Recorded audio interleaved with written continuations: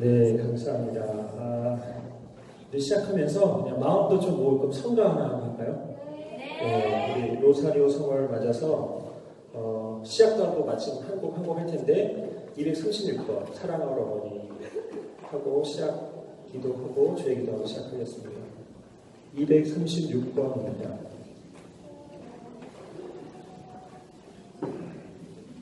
네, 1절, 2절, 3절 다 같이 하도록 하겠습니다. 사랑하러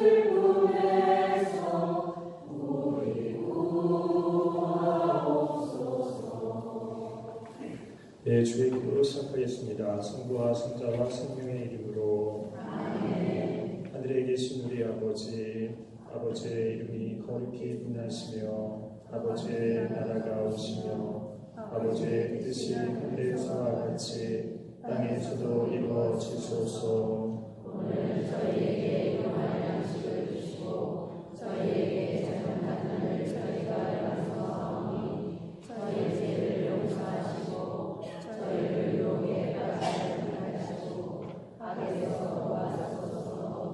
아멘. 성부와 성자와 성령의 이름으로 아멘.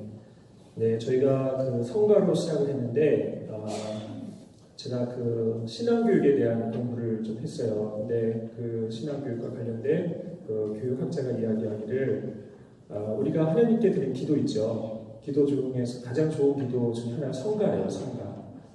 성가 안에는 정말 가장 좋은 우리가 하나님께 드리는 가장 좋은 기도문을 이렇게 압축해서 잘 이쁘게 좀 아름답게 좀 이렇게 정리해 놓은 거거든요. 거기다 음을 붙였잖아요. 그래서 우리가 그러니까 영가, 성가 약간 영가죠. 하나님께 바치는 노래. 그래서 여러분들 우리 미사 때 성가하잖아요.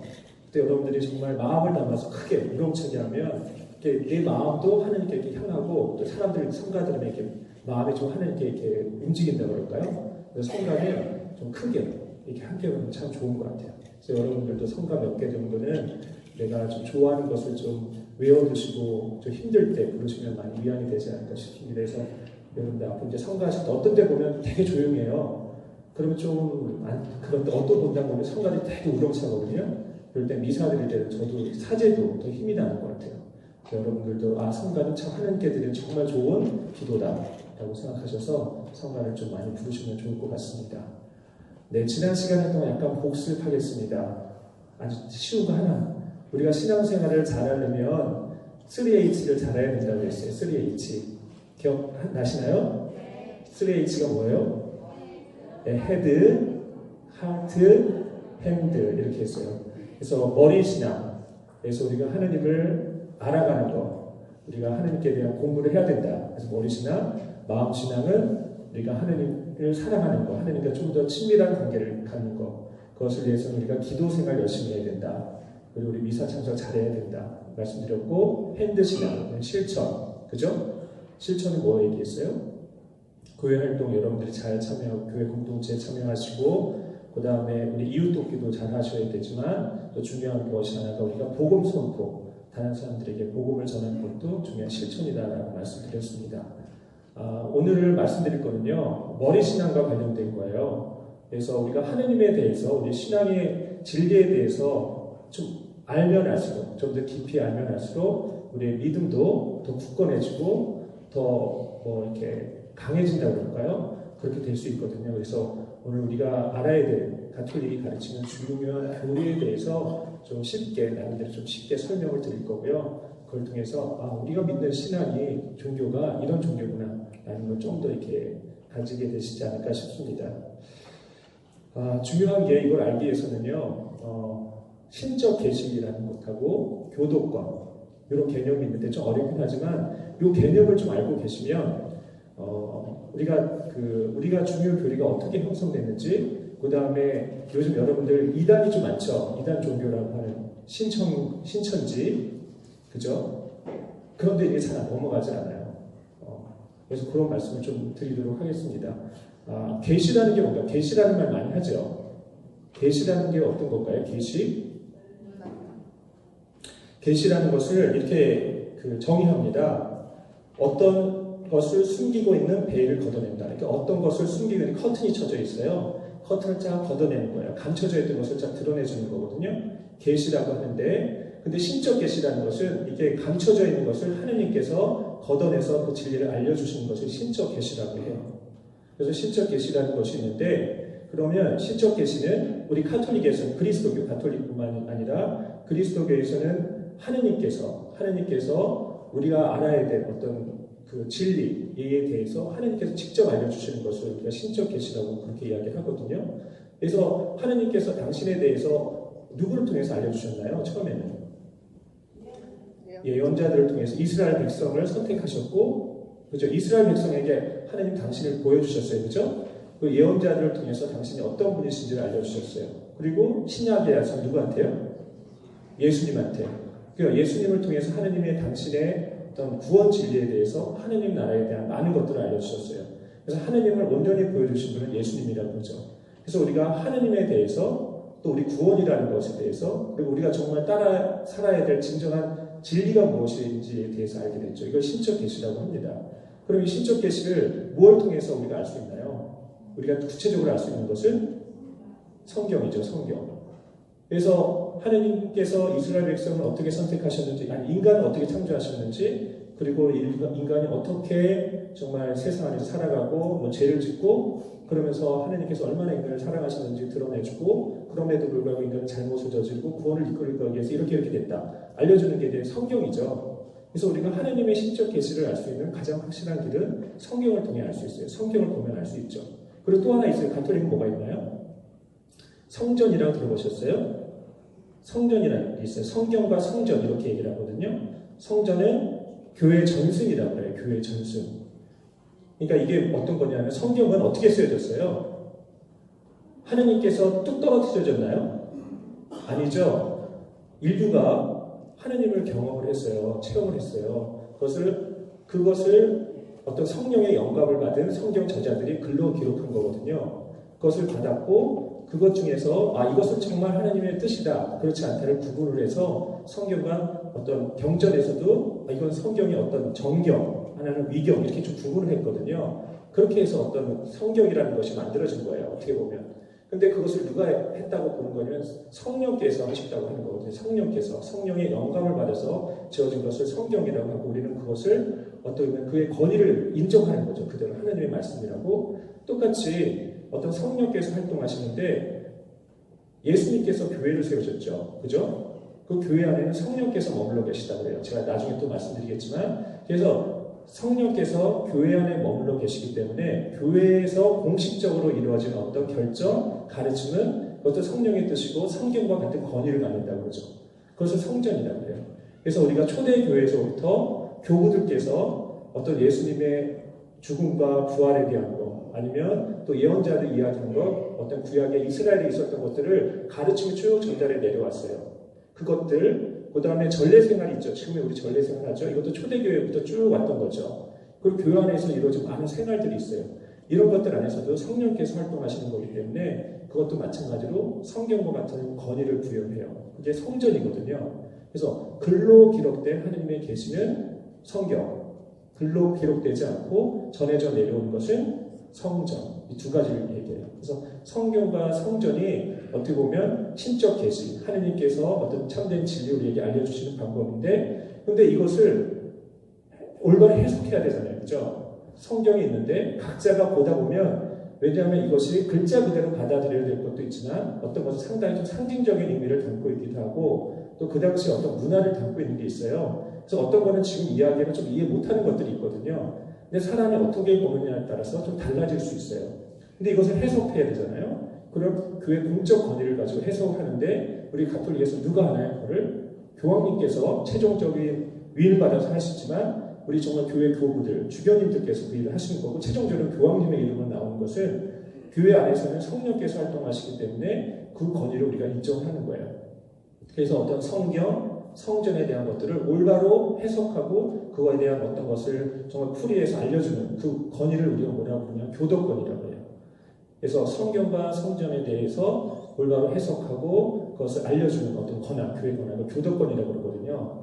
그래서 저는 신학교에서 제가 그 학생들을 가르쳤었어요. 5년 가르쳤지만 그때 저희가 선서를 해요. 어떤 신앙의 진리에 대해서, 어떤 성경에 대해서, 어떤 것에 대해서 나의 개인의 의견을 학생들한테 가르치면 안 되는 거예요. 왜냐하면 신학생들은 앞으로 사제가 될 사람들이기 때문에 교회 공적인 가르침을 신자들에게 전달해야 되잖아요. 그러니까 그 신학생들을 가르치는 사제들도, 신학교 교수들도 어떤 교회 공적인 권위, 그러니까 교도권이 해석한 성경과 성전의 내용을 그대로 전달해 주는 거예요. 그것이 바로 어떻게 보면 우리가 지금부터 말씀드리려고 하는 어떤 우리 가톨릭의 주요 교리라고 말씀드리는 것들은 바로 교도권이 성경과 내려오는 성전을 해석한 것이라고 말씀드릴 수 있어요. 그래서 우리가 보면은 어디 뭐 신천지를 다른 데에 보면 어떤 성경에 대해서 임의로 해석을 하는 거거든요. 그러니까 나름대로 우리가 받아들이는 어떤 그 진리에 근거한 것이 아니라 어떻게 보면 성경 안에서 어떤 상징적인 것들을 뽑아내서 그 사람들이 나름대로 해석을 붙인 거예요. 그래서 어떤 권위라고 하기에는 그 뿌리가 없는 거죠. 근데 잘 현혹이 되면 여러분들이 성경에 대해서 어떤 교회 가르침에 대해서 분명한 어떤 지식이 없고 그거에 대한 것들이 확신이 없으면 이게 현혹돼서 싹 넘어가기처럼 편한 거죠. 근데 그런 것들이 현혹돼서는 안 된다는 거죠. 여러분들이 위해서 우리가 기억해야 되는 것은 정말 하느님의 어떤 신적 계시라는 것은 성경, 그 다음에 성전이라는 것이 있는데 그것에 대한 해석은 우리 각자에게 주어지는 것이 아니라 어떤 교회의 공식적인 교도권에 의해서 이루어지는 것이다. 그리고 제가 분명히 이렇게 여러분들에게 말씀드리는 것도 저의 어떤 제가 체험한 하느님을 개인적인 어떤 생각을 밝히는 것이 아니라 어떤 교도권을 통해서 내려오는 그 가르침을 여러분들에게 전달해 주는 거예요. 그래서 그것을 약간 압축해 놓은 것은요. 가톨릭 교회 교리서라는 책은 바로 교도권이 해석한 어떤 우리 교리라고 말씀드릴 수 있을 것 같습니다. 그래서 여러분들이 기본적으로 그것만 조금 알고 있으면 좋을 것 같아요. 그래서 이렇게 교회 교리서, 계시헌장을 보면 이런 말씀이 있는데 이것만 읽고 제가 넘어가겠습니다. 성경과 성전과 교회 교도권은 하느님의 가장 현명하신 계획에 의하여 어느 하나가 없으면 다른 것이 성립될 수 없고 이 세 가지가 동시에 또한 각각 고유한 방법으로 한 성령의 작용 아래 영혼들의 구원을 위하여 효과적으로 기여하도록 상호간에 연관되어 있고 결합되어 있음은 명백한 일이다. 뭐 이렇게 얘기를 했어요. 그래서 여러분들 어쨌든 성경, 성전, 교도권 이것은 깊이 연결되어 있다고 아시면 될 것 같습니다. 그래서 그거에 근거해서 교회 교도권이 성경과 성전을 해석해서 우리 신자들에게 전달한 것, 그것을 제가 여러분들에게 말씀드리겠습니다. 우리 가톨릭이 갖고 있는 주요한 교리들이 있어요. 가장 핵심적인 진리들. 그러니까 여러분들이 우리 옛날에 여러분들 주일학교 열심히 하셨으면 교리시험 보셨어요. 교리시험을 보면 가장 중요한 핵심적인 것들을 문제에 낼까요? 여러분들 학교에서 시험 보면 어떤 문제 내요? 장 구석에 있는 거네요. 그죠? 그래서 여러분들 교리 시험에 나온 것도 그래요. 그래서 우리가 뭐 신앙에 대해서 우리가 시험 보듯이 알아야 될 것 대단히 많은데 가장 핵심적인 것과 덜 핵심적인 것이 있어요. 가장 본질적인 것과 그렇지 않은 것이 있거든요. 그래서 제가 말씀드린 것은 정말 우리가 꼭 알고 있어야 되는 것, 가장 중요한 것, 우리의 어떤 그 부분에 대해서만 좀 말씀드리겠습니다. 첫 번째, 무엇이 가장 중요할까요? 우리 신앙에 있어서 가장 중요한 교리는 무엇일까요? 하느님에 대한 교리예요. 하느님, 그죠? 하느님에 대한 것이 우리 가장 큰 신앙의 진리겠죠? 우리는 어떤 하느님을 믿나요? 우리는 어떤 하느님을 믿을까요? 틀렸는데 내가 오늘 잘못하게 책을 갖고 와서 선물을 드려야 되는데 마치 지금 책을 갖고 오면 제가 오늘 까먹고 안 갖고 왔어요. 다음 주에는 꼭 챙겨서 갖고 오겠습니다. 우리 어떤 하나님을 믿죠? 한 분이신 하나님인데 한 분인데 어떤 하나님? 한 분이신데 세 외의 윗격을 가진 하나님. 그래서 뭐라 불러요? 네, 우리는 삼위일체 하나님을 믿는다고 그러죠. 삼위일체이신 하나님을 믿어요. 그냥 하나님을 믿는 거 아니고요. 삼위일체 하나님이라고 해야 돼요. 삼위일체 하나님이 뭐예요? 네, 하나님께서는 성부와 성자와 성령으로 세 윗격으로 현존하시는 거예요. 그죠? 근데 윗격으로는 다른데 같은 한 분 하나님이시다. 이게 삼위일체 하나님이에요. 어렵죠? 네, 세 윗격인데 본질적으로는 한 분이신 분이에요. 우리가 믿는 하나님은 그 삼위일체 하나님이에요. 그래서 이 삼위일체 하나님의 신비, 이것도 신비라고 불러요. 머리로 이야기는 쉽지 않으니까. 다른데 하나라고 이야기하는 거거든요. 왜 그런 신앙을 고백하게 됐을까요? 그렇게 된 것은 우리가 어떤 논리적으로 따져서가 아니라 어떤 신앙의 초기부터 성경 안에 성경을 통해서 아니면 또 우리의 전승을 통해서 교회 생활 안에서 체험대에서 하나님을 이렇게 체험한 거예요. 인류가 제일 처음으로 체험한 하나님은 창조주 하나님이었어요. 그죠? 우리 창세기 보면 하나님께서 세상 창조하셨죠. 그러고 나서 2000년 전에 누가 왔다 그래요? 예수님이 오셨는데 예수님이 어떤 분이에요? 하나님의 외아드님이라고 그러고 또 예수님 뭐라고 하셨어요? 나를 보는 게 하나님을 보는 것이고 나는 하나님과 하나다 그랬어요. 그죠? 하나님과 나는 하나다라고 얘기를 했거든요. 그리고 예수님이 돌아가시고 승천하셨죠. 그래서 눈에 보이지 않잖아요. 제자들이 다락방에 숨어 있었죠. 근데 누구 오셨어요? 성령이 불현배로 제자리에 내렸잖아요. 그죠? 그러면서 정말 다락방에 숨어있던 제자들이 나와서 복음을 전하고 어떤 뜨거운 열정이 생기고 어떤 것들이 힘이 생기는 거죠. 그 다음에 교회가 형성이 되고 신앙생활을 하는 거죠. 우리가 이렇게 모여서 신앙생활을 하는 것도 우리가 예수님을 주님으로 고백하고 아빠 아버지를 아니 하나님 아빠 아버지라고 고백하는 뭐 때문이라 그래요? 하나님의 영, 성령 때문이라 얘기하거든요. 그러니까 성령께서 계신 거예요. 그러니까 우리가 교회가 체험한 게 뭐냐면 하나님을 체험했고 예수님을 체험했고 성령을 체험했어요. 근데 이 세 분이 체험해서 받아들인 형태는 다 다른데 하느님과 다르지 않은 거예요. 그래서 성부, 성자, 성령은 윗격으로 대단히 다른데 한 분 하나님이시다. 이렇게 신앙 고백을 하게 된 거거든요. 이것이 우리의 신앙 고백이에요. 그래서 논리적으로 해석하기 쉽지 않지만 어쨌든 우리가 믿고 고백하는 이 세 분의 하느님이십니다. 그래서 우리가 정말 이렇게 가져야 될 기본적인 것은요. 제가 지난주에도 말씀드리겠다 또 말씀드리겠지만 우리 신앙의 핵심은 그리스도라고 했어요. 우리 그리스도교고 그리스도인이라고 불린다고 그랬거든요. 우리 신앙의 중심에는 예수님이 계세요. 근데 예수님을 알아야지 하느님을 온전히 잘 알 수 있어요. 그리고 예수님 안에서 지금 산다는 것이 우리 성령 안에서 온다는 걸 알 수 있는데 어쨌든 하느님이 어떠한 분이신지를 우리가 잘 이해할 필요가 있을 것 같습니다. 그래서 이 삼위일체 하느님, 이 세 분에 대해서 지금 이제 간단하게 우리가 좀 말씀드리려고 해요. 첫 번째는 하느님입니다. 하느님. 성부, 그죠? 성부. 거룩하신 아버지, 성부. 하느님 우리가 아는 창조주 하느님 이렇게 부르죠. 그 하느님은 어떠한 분이실까요? 여러분 하느님을 생각하면 어떻게 생각하세요? 창조주 하느님은 어떠한 분이신가요? 여러분 각자의 어떤 안에서 우리가 머리로 하는 거고 여러분 안에서 하느님은 그냥 어떻게 해요? 네, 그래서 제가 좀 말씀드리려고 해요. 하느님에 대한 것들을 좀 말씀드리는데 하느님에 대한 것들을 제가 그냥 논리적으로 설명하지 않고요. 그냥 성경 안에 나와 있는 것을 통해서 여러분들에게 우리에게 계시된 하느님이 어떠한 분이신지 좀 말씀드리겠습니다. 그러니까 우리가 하느님에 대해서 아는 건 신적 계시, 성경을 통해서 우리가 알 수 있다고 했잖아요. 그래서 창세기, 1장에 나오는 건데 창조 이야기에 나오는 것 안에서 하느님에 대한 이야기를 좀 말씀드리겠습니다. 성경이 여러분 제일 처음에 어떻게 시작하는지 아세요? 네, 한 처음에 하느님께서 하늘과 땅을 창조하셨다. 이렇게 나옵니다. 이게 우리 성경의 첫 문장이에요. 한 처음에 하느님께서 하늘과 땅을 시작하셨다. 성경은 그 시작에서 누구에 대해서 이야기를 해요? 제일 먼저 한 처음에 하느님께서. 하느님에 대한 이야기죠. 그죠? 하느님에게로 이야기를 시작을 하는 거죠. 그럼 성경의 중심에 누가 있어요? 주인공은 하느님이에요. 그러니까 성경 전체의 목적도 그렇지만 성경의 주인은 하느님이고요. 그래서 어쨌든 하느님께서 우리에게 신적 계시를 통해서 우리에게 첫 번째 알려주시는 것은 하느님은 눈에 보여요? 안 보여요? 안 보이죠. 여러분 살다 보면 때때로 하느님이 계셔 안 계셔 의심될 때 있죠. 정말 활동하신 어떤지 의심이 들어요. 그러니까 성경을 통해서 하느님께서 우리에게 첫 번째 알려주시는 계시는 뭐냐면 하느님께서는 분명히 존재하신다는 거예요. 성경은 하느님에 대한 이야기 시작해요. 한 처음에 아무것도 없을 때 하느님께서 하늘과 땅을 창조하셨다. 이렇게 전해주죠. 그래서 어쨌든 하느님께서 바라시는 것은 우리 인간으로 하여금 당신을 알게 하고 싶어 하시는 거예요. 첫 번째, 성경의 하느님의 어떤 메시지의 핵심이라고 할 수 있을 것 같습니다.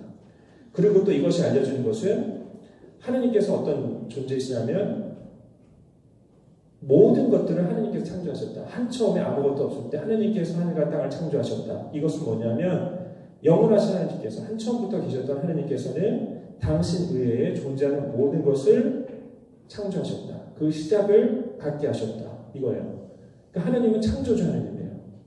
그죠? 창세기가 알려주는 거 보죠. 성경이 알려주는 첫 번째죠. 그래서 우리가 하느님을 이야기할 때 우리는 어떻게 살아계신 하느님 다양한 호칭을 하느님께 드리지만 첫 번째 우리가 드리는 호칭은 창조주 하느님 이러죠. 그러니까 하느님께서 한 처음에 하늘과 땅을 창조하신 분, 만드신 분. 그래서 우리의 존재도 하느님으로 기록된 거죠. 그래서 우리는 창조주 하느님 이렇게 이야기를 합니다. 이것도 그냥 상식인데 하느님께서 하늘과 땅을 창조하셨다고 그러죠. 그러면서 첫 번째 만드신 게 뭘까요? 첫째 날 하느님께서 뭘 창조하셨을까요? 네, 빛입니다. 빛. 하느님께서 빛을 창조하셨어요. 그러니까 첫날 하느님께서 하늘과 땅, 한 처음이니까 시간을 창조하신 첫 번째 만든 게 빛이에요. 여러분 하나님이 갖고 있는 속성 중에 가장 중요한 게 뭔가요? 그래서 빛이에요. 가장 중요한 게 빛이에요. 여러분 부활 때 부활 성약유사죠. 무슨 예식으로 시작하죠? 빛의 예식. 그죠? 빛은 뭐예요? 뭘 뜻하나요? 생명, 구원 다 뜻하는 거거든요. 하느님의 영원한 생명력을 뜻하는 거, 생명을 뜻하는 거거든요. 그건 하느님의 속성이에요. 그래서 하느님께서는 빛을 창조하셨어요.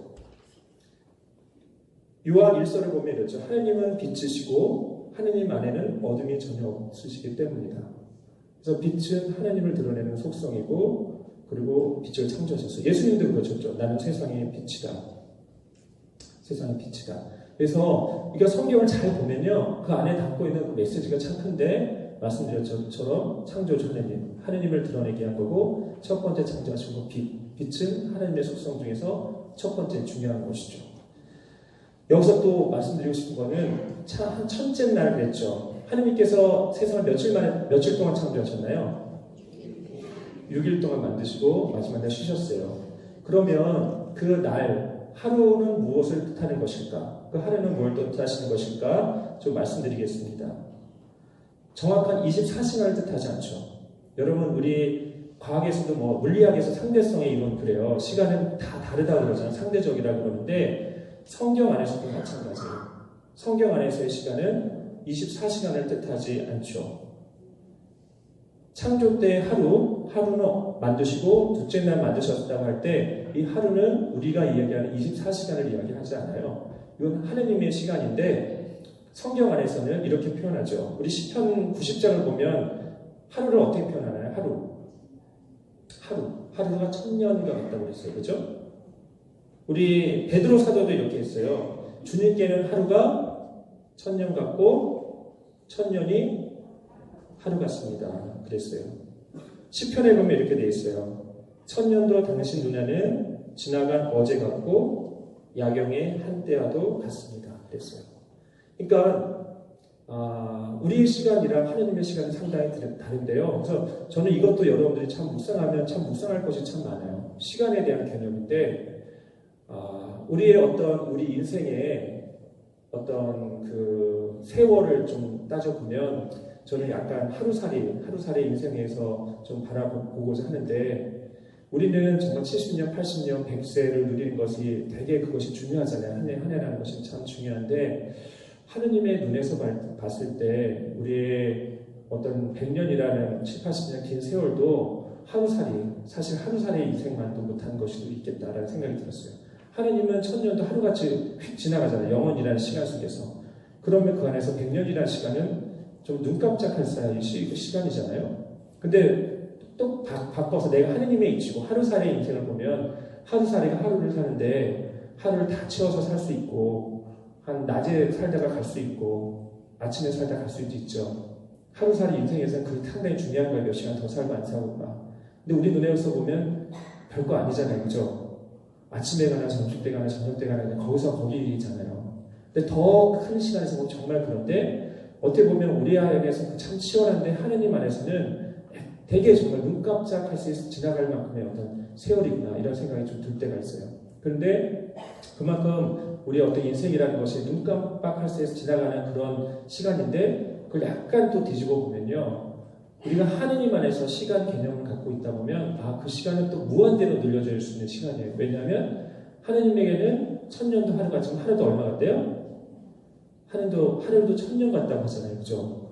근데 그걸 따져보면 우리가 하느님 안에서 시간을 영원이라는 시간 안에서 우리가 같이 살다 보면요. 하루의 삶도 천년의 깊이로 살 수 있는 시간이 돼요. 그러면 우리의 시간 개념이 수십만 년 이상의 어떤 시간 개념이 확장이 될 수 있는 거거든요. 그래서 정말 이렇게 하느님 안에서 우리가 산다는 어떤 그 개념 안에서 보면 우리가 몇 년 더 살고 안 살고가 중요한 것이 아니라 우리가 어떠한 마음으로 어떤 깊이로 사느냐가 훨씬 더 중요한 거죠. 그래서 우리가 살 때도 정말 하루하루는 매일같이 주어지는 선물과 같은 날이거든요. 사실 우리는 하루를 사는 거거든요. 긴 우리가 7, 80년이라는 세월도 어떻게 보면 하루와 같은 삶이가 되는 거고요. 하루하루도 천년과 같을 수 있기 때문에 우리가 하루를 어떻게 그걸 선물로 받아들이고 어떻게 그 깊이를 하느님 안에서 사느냐 너무나 그 질은 달라지는 것 같아요. 그래서 늘 우리에게는 하루만을 사는 거라고 여러분 생각하시고 지내셔도 좋을 것 같아서 하루 더 살고 안 살고에 너무 연연하지 마시고 내가 하루하루를 어떻게 깊이 있게 사느냐가 중요하다는 걸 좀 아셨으면 좋을 것 같습니다. 그래서 어쨌든 우리가 성경을 읽을 때도 그 하루하루의 개념에 대해서는 좀 따로 볼 필요가 있어요. 그래서 성경에 나오는 일주일도요. 시편 저자에 따르면요. 약 56,000년이라는 시간이 걸린다고 합니다. 그러니까 창조의 7시간 7일이라는 것도 성경의 개념으로 따지면 우리 인간적으로 계산할 때 56,000년인데 그것도 좀 더 달라질 수 있는 시간이 되는 거예요. 근데 이 첫날이 또 하나 생각할 건요. 이 첫날 빛을 창조하신 첫날은 월요일일까요? 그게 아니라 썬데이라고 합니다. 주일입니다. 주님의 날. 그래서 시작은요. 항상 우리는 계산할 때 월화 수목금토 이렇게 하죠. 근데 그렇지 않고요. 성경에서의 날은 일, 월화, 수, 목, 금, 토입니다. 첫날은 주님의 날입니다. 썬데이입니다. 그래서 첫날이 일요일이고요. 첫날 하나님은 빛을 창조하신 거고요. 이 첫날에 또 예수님께서 부활하신 날이 어느 날이에요? 이 썬데이예요. 그죠? 우리가 주일로 지나는 거죠. 그래서 창조의 시작, 또 새로운 창조의 첫 시간, 예수님이 부활하신 것도 이 주일이에요. 그래서 성경은 그렇게 해석하다 보면 상당히 연결될 수 있는 것들이 좀 많아요. 그래서 여러분들 다시 한번 여기서 말씀드리면 창조의 첫날 하나님께서는 빛을 창조하셨고요. 또 새로운 창조의 첫날 예수님께서는 부활하셨어요.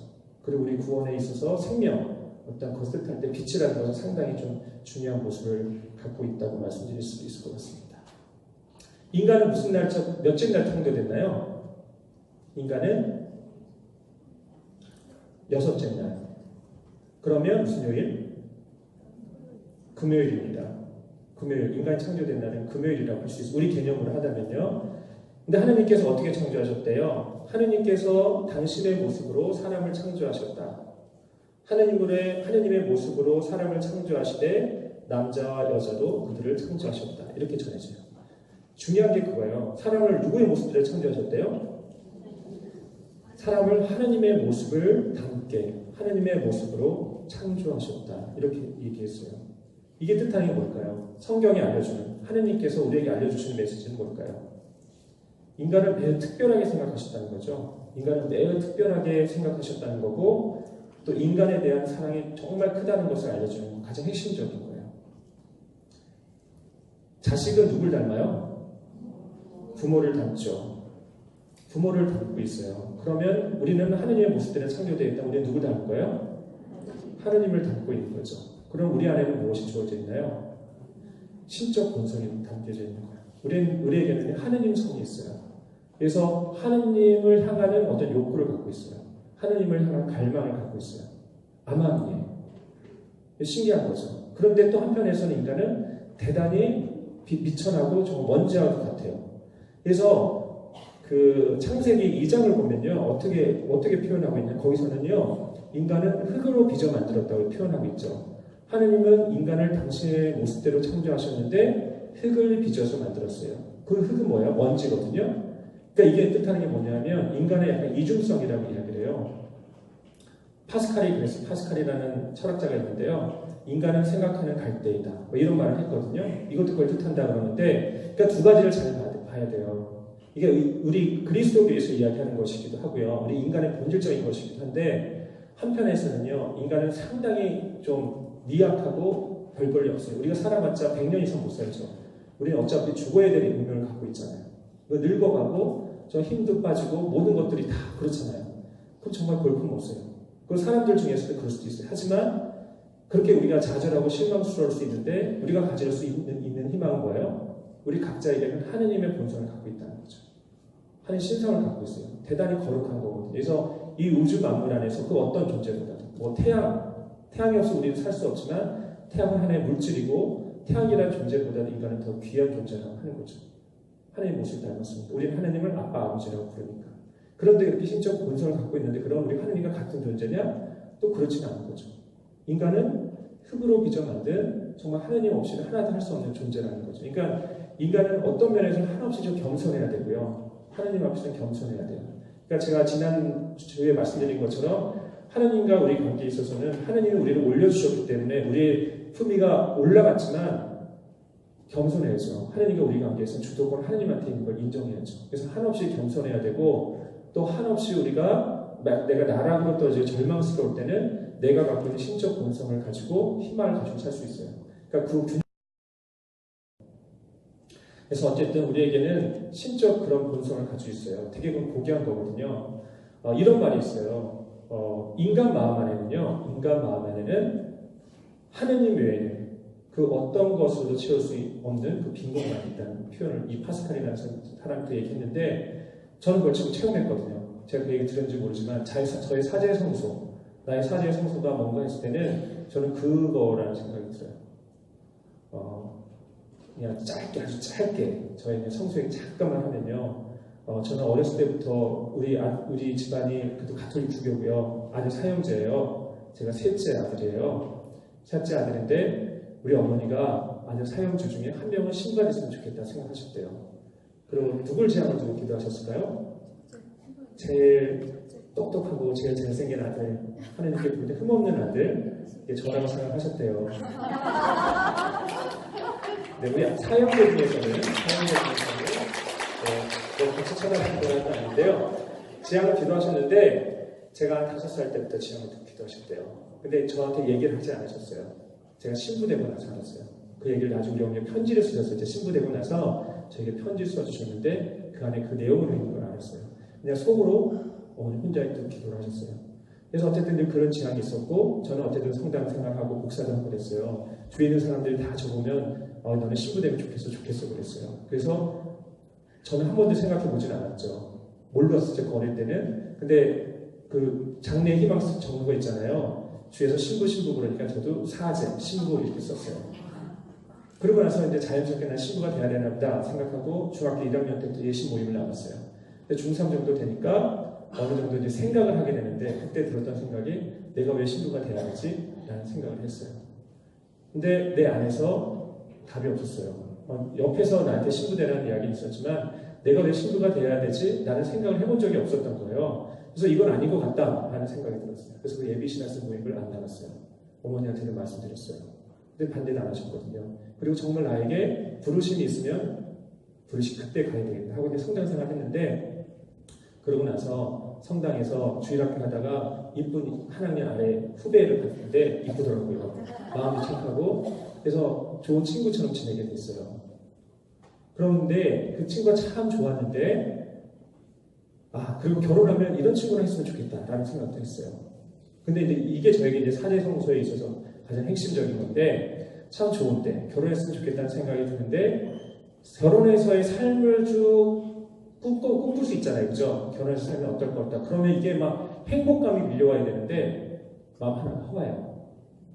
마음 한쪽이 너무 공허하고 허한 거예요. 신기하다. 왜 그러지? 이게 뭔가 더 충만하게 좋아야 되는데 왜 마음 한쪽에 이렇게 뭔가가 채워지지 않는 뭔가가 있을까? 그런데 그러면서 이제 고2 정도 되면서 신기한 거는 내가 뭘 하면 될까? 이런 생각하는데 뭐 하고 싶은 것도 별로 없어요. 근데 이제 옛날에 생각했던 신부라는 걸 생각하고 하느님이라는 존재를 생각했더니 뭔가 허하고 채워지지 않았던 것이 쫙 채워지는 거예요. 정말 신기하게. 그러니까 나에게 있어서는 부르심, 저는 그걸 생각했거든요. 그러니까 뭔가 세상적인 거를 채우려고 하는데 채워지지 않는 어떤 부분이 있는데, 이 하느님이라는 존재가 그 부분을 싹 메꿔주는데 너무 큰 충만감이죠. 그러면서 나는 사제가 되어야 되나 보다 라는 생각이 들었고, 또 추천을 들었고 이제 신학교 갔는데 지금도 그거는 있어요. 어떤 나의 존재에 있어서 정말 좋죠. 사람들 좋고 뭐 여성도 좋고 다 좋죠. 근데 결혼해서 사는 어떤 그런 걸 넘어서 저에게 성수는 사제로서가 훨씬 저에게는 큰 기쁨이라는 생각이 드는데, 근데 저에게 있어서는 그게 더 그렇게 다가왔지만 우리 모든 사람에게는 그 부분이 있다는 거, 파스칼은 그렇게 얘기를 해요. 모든 인간에게는요 하느님만이 채워줄 수 있는 공간이 있대요. 그러니까 여러분들이 결혼해서 남편, 부인으로부터 다 채워지나요? 안 채워지는 부분이 있어요. 우리가 어떤 물질을 갖고 돈을 많이 갖고 채워지나요? 어떤 높은 관직에 오르고 안 채워지는 부분이다. 항상에게는 안간에 어떤 갈망이 있고 뭔가 채워지지 않는 부분이 있는데 그 부분을 채워줄 수 있는 건 하느님이라는 거예요. 하느님만이 채울 수 있는 그 빈 공간이 인간 마음속에 있대요. 인간은 왜냐하면 하느님의 모습에 따라 창조된 거거든요. 그러니까 하느님을 닮아 있는 존재이기 때문에 하느님을 그리워하고 갈망하는 게 있어요. 그건 하느님만 채워줄 수 있어요. 그게 하느님의 빈 공간이에요. 그러니까 여러 마음속에도 다 있는 거죠. 그게 영혼성이고요. 인간이 갖고 영성이라고 해요. 그래서 여러분들도 마찬가지, 여러분 자녀분들도 마찬가지, 아이들에게도 그게 있거든요. 그래서 중요한 그 부분을 우리가 좀 채워가야 돼요. 그럴 때 인간이 좀 더 풍요로워지죠. 더 충만해지죠. 그럴 때 정말 우리가 세상에 주지 않는 다른 차원에서의 기쁨, 감사, 어떤 평화, 이런 것들을 누릴 수 있죠. 그래서 그 부분에 대해서 제가 좀 말씀드리고 싶었습니다. 하느님께서 당신 모습대로 우리에게 창조하셨다는 것 안에는 또 중요한 건데요. 하느님께 인간을 너무나 사랑하신다는 거예요. 부모는 자식을 사랑하죠. 아낌없이 사랑하잖아요. 모든 걸 줄 정도로 사랑하죠. 하느님이 우리를 당신 모습대로 자녀로 만드셨다는 것을 우리를 그만큼 아낌없이 사랑하신다는 걸 의미해요. 정말 당신의 모든 걸 내어놓을 정도로. 그 사랑을, 지극한 사랑을 보여주는 게 누구예요? 예수님을 통해서 보여줬어요. 제가 지난주에 말씀드릴 때 아브라함 이야기했어요. 하느님께서 아브라함에게 이삭을 바치라고 했을 때 그 너무나 큰 요구다. 어떻게 자식을 바치려고 하냐. 자식은 내 몸보다 더 귀한데. 근데 하느님은 당신의 외아들 예수님을 우리의 희생제물로 내어놓으신다고 했죠. 그러니까 아들 예수님을 인간 구원을 위해서 희생제물로 내어놨다는 것 자체가 하느님께서 우리를 얼마나 크게 사랑하시는지를 가장 잘 보여주는 거라고 말씀드렸어요. 그래서 하느님께서는 우리 인간을 정말 당신과 닮은 존재가 되도록, 당신을 닮아가도록 만드셨고요. 인간을 사랑하길 바라세요. 그래서 결국 성서가 우리에게 얘기해 주시는 건요. 우리가 이 세상에서 좀 하느님을 알아가기를, 하느님이 있음을 믿기를, 또 하느님을 사랑하기를, 그리고 하느님께서 우리를 얼마나 사랑하시는지를 알기를 바라신다는 거죠. 네, 다음으로 또 보면 그 하느님께서 창조를 다 하시고 나서 보시니 참 좋았다. 다 그랬어요. 다 좋다라고 하셨죠. 그러면 하느님께서 창조하신 이 세상은 어떤 세상이에요? 좋은 거예요. 하느님이 창조하신 모든 것은 다 좋아요. 나쁜 것은 하나도 없어요. 나쁘다고 할 수 있는 것은 인간이 그 안에 끼어들어서, 아니면 사탄이 끼어들어서 그것을 훼손시킨 거죠. 하느님이 창조하신 건 다 좋고요. 그래서 세상을 만물 창조하실 때 하느님은 굿 하셨대요. 굿. 인간을 창조하실 때는 very good 하셨대요. 정말 좋다고 하셨대요. 인간 창조 정말 좋다고 하셨대요. 그만큼 인간이 귀하다는 걸 얘기하고요. 하느님이 세상에 대해서 맡기신 건 뭐예요? 세상을 관리하도록 맡기셨어요. 그죠? 세상을 지배하고 그것을 어떻게 보면 훼손하고 뭐 이렇게 하신 게 아니라 세상을 잘 관리하도록 하느님이 창조하신 이 세상 만물은 다 귀한데 그 관리권을 우리 인간에게 맡기셨고 그것을 잘 활용해야 되는 거죠. 그래서 인간은 세상에 대한 책임을 져요. 관리인이에요. 관리자가 되어야 되는 거거든요. 그래서 정말 우리가 그랬잖아요. 관리인에게 맡겼는데 주님이 왔을 때 막 방탕하게 놀고 뭐 제대로 안 하면 벌을 받을 거라고 한 것처럼 우리가 정말 자연을 보존해야 되고 환경 보호를 해야 되고 이 지구를 아름답게 꾸며야 되는 것을 하느님께 받은 사명이라고 할 수도 있을 것 같습니다. 네, 한 가지만 더 말씀을 드리면 그 제7일 안식일 있죠. 안식일.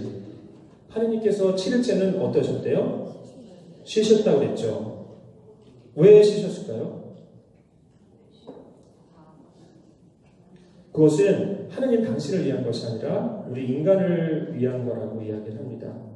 안식일에 하느님께서 쉬었다는 것은 우리 인간의 유익을 위한 거라고 하셨는데 정말 우리가 그런 거죠. 안식일의 주인은 사람의 아들에게 있다라고 이야기를 합니다. 그래서 우리가 늘 일할 수만은 없는 존재예요. 그래서 쉼은 또 새로운 창조를 위한 어떤 것인 것처럼 우리의 쉼도 좀 안식이라는 것도 좀 우리를 위한 것이라고만 이렇게 말씀드렸으면 좋겠고요. 어쨌든 우리가 성경을 통해서 하느님에 대해서 몇 가지 말씀드렸는데 이걸 좀 정리해서 말씀드리면요. 하느님에 대해서 우리가 이야기할 때 크게 세 가지만 말씀드릴 수 있을 것 같아요. 하나는 하느님은 오직 한 분이시다. 한 분이신 하느님. 아까 창조 3일째 하느님 했을 때 하느님은 한 분이세요. 근데 우리 구약시대는 다신교 그랬어요. 신이 많다고 그랬었거든요. 우리 무속에서도 그렇죠. 신은 너무 많죠. 여러분 무속 안에 보면 다양한 신들이 있는 거예요. 그죠? 우리 점 보면 안 된다고 그러잖아요. 그죠? 점을 본다는 것은 그 다른 영적인 것에 우리의 어떤 운명에 대한 것을 약간 맡기는 뭐 그런 거거든요. 그러니까 한 분이신 하나님을 약간 부정하는 것일 수도 있어요. 그래서 그거에 대해서 우리 거부를 하는 건데 어쨌든 우리가 성경이 가르쳐주는 것은 첫 번째는 한 분님께서는 한 분이시다. 두 번째 중요한 것은 하느님께서는 전능하시다. 이게 아무것도 아닌 것 같지만 대단히 중요해요. 전 되게 중요하다고 보는데 이것을 다른 말로 바꿔 말하면 하느님께서는 무엇이든지 하실 수 있다. 다른 말로 하면 하느님께는 불가능한 것이 없다. 우리가 왜 하느님께 굳은 믿음을 두고 살아가야 하는가? 왜 우리가 절망해서는 안 되는가? 그 이유는 정말 그럴 때 있어요. 신랄 하나 없는 신랄 같은 희망도 없을 때 그게 느껴질 때 있잖아요. 아무리 봐도 희망이 보이잖아. 정말 절망뿐이 없어. 그럴 수 있죠. 우리 눈에는. 그럴 때 우리가 많이 선택한 게 이제 죽음, 자살 이런 거 많이 선택하잖아요. 많은 사람들이 자살을 선택하는 것은 정말 희망이 하나도 없을 때, 그럴 때잖아요. 근데 우리가 그때 가져야 될 거는요, 하느님께는 불가능함이 없어요. 그러니까 우리가 하느님께 희망을 두다 보면 하느님께서 길을 열어주시는 것이 있어요. 그래서 저는 우리가 갖고 있는 신앙생활에 있어서 가장 중요한 것 중에 하나는 뭐냐면 바로 이 부분이에요. 하느님께는 불가능함이 없는데 그 하느님을 우리가 아빠, 아버지라고 불러요. 그분이 우리는 후원자가 되어주시는 거거든요. 그러니까 여러분들이 하느님을 믿고 살아갈 수 있어요. 그래서 하느님은 불가능함이 없음 전능하신 분이세요. 그리고 또 성경이 가르쳐 주시는 것, 좀 전에 말씀드린 것처럼 하느님께서는 자비로우신 사랑이신 하느님이에요. 무한하신 사랑이시에요. 자비롭다는 건요, 우리가 자비로우신 하느님 이렇게 부르는데 하느님이 자비롭다는 건 어떨 때 하느님을 자비하다고 호칭을 드리냐면 용서해 주시는 하느님을 자비로우신 하느님이라고 해요. 자비는 용서거든요. 용서와 연결이 돼요. 그래서 용서해 주시는 하느님, 얼마나 용서해 주신대요? 한없이죠, 그죠? 4번 같은 죄라도 베드로가 그렇잖아요. 몇 번이나 내 이웃을 용서해야 됩니까? 7번씩 7번 얘기를 하잖아요. 여러분들 고백성사 보기 어려우시잖아요, 그죠? 보실 때마다 늘 죄송하죠. 왜 죄송해요? 왜 같은 데 지내니까 같은 데 짓고 또 같은 거 고백성사 하잖아요. 그러면 우리는 고백성사 신부한테 하는 거 아니에요, 그죠? 신부를 통해서 하느님한테 하는 거예요. 죄송하죠, 그죠? 늘 같은 죄 지내는 거. 하느님 모르실까요? 아실까요? 아시는 거예요. 아시니까 그렇게 얘기하는 거예요. 제가 봤더니요. 저도 그래요. 저도 봤더니 똑같은 제 반복해서 치더라고요. 다른 건 다 남들과 다 달라요. 사람마다 달라요. 그러니까 다른 사람 욕할 거 없어요. 사람이 다른 사람이 치는데 저는 잘 안 져요. 근데 남들이 안 하는 것이 저의 말에 약점이 있는데 그럼 고치려고 해도 너무 잘 안 고쳐지는 것이 있어요. 그런 약점이 갖고 있는 거예요. 근데 제가 봤더니 모든 사람이 다 그래요. 성인, 성녀라고 부르는 분들도 다 그랬어요. 죄 없는 분이 없어요. 추기영, 김수환 추기영님 우리 너무 훌륭하시잖아요. 추기영님이 당신은 존재를 뭐라고 그러셨어요? 당신도 벌레만도 못한다고 표현하셨어요. 너무나 당신 부끄럽다는 얘기 하셨거든요. 그러니까 성인, 성녀들이 깨달은 건요. 본인이 죄 없다는 걸 깨달은 게 아니라 본인이 얼마나 죄 많다는 걸 하나님한테 고백하는 걸 깨닫는 거예요. 그래서 그 성인, 성녀된 거. 그 부족함을 하나님께 용서 청하고 하나님의 사랑을 체험하고 다른 사람들도 그런 마음으로 용서해주고 받아들여. 이 차이인 거죠. 죄 없어서 의로운 건 아니에요. 참으로 의로움은 그래서 예수님도 그랬잖아요. 바리사이의 의로움을 갖지 말라고 그랬어요. 바리사이는 본인은 의롭다고 생각했어요. 다른 사람 죄인이라고 하고. 근데 예수님의 의로움은 그게 아닌 거죠. 죄인인 내가 다른 사람들과 함께 용서해주고 받아들여주는 거라고 얘기했잖아요. 그래서 우리가 가는 것도요. 그래서 나의 약함, 똑같은 죄. 하지만 하나님은 그걸 알고 또 용서해주고 또 받아주시고 그런 하나님이에요. 그래서 우리가 하나님 앞에는 못 나갈 게 없어요. 지난번에도 말씀드린 게 하나님께는 어떤 한탄을 하고 어떤 이야기라도 하나님 다 들으실 수 있어요. 자식이 부모에게 그러잖아요. 뭐 이런저런 얘기 하잖아요. 부모는 그냥 품어주려고 하잖아요. 품어주잖아요. 하나님의 사랑이 그런 사랑이라고 할 수 있을 것 같아요. 그래서 한없이 자비로우시고 사랑이시고 그래서 자비로우신 하나님에 대해서도 우리가 좀 기억해야 되지 않을까. 그래서 하나님에 대한 이야기는 여기까지 하겠습니다. 그래서 어쨌든 하나님은 전능하시고 우리를 무한히 사랑하시고 또 우리를 닮아가도록 만드신 하나님입니다. 네, 예수님에 대한 이야기하고 잠깐 쉴게요. 두 번째는 예수 그리스도에 대한 이야기입니다. 왜 우리를 가톨릭을 그리스도교라고 부른다고 그랬죠? 그리스도교란 우리 가톨릭 교회는 그리스도교라고 부릅니다. 뭘 그리스도교라고 하나요?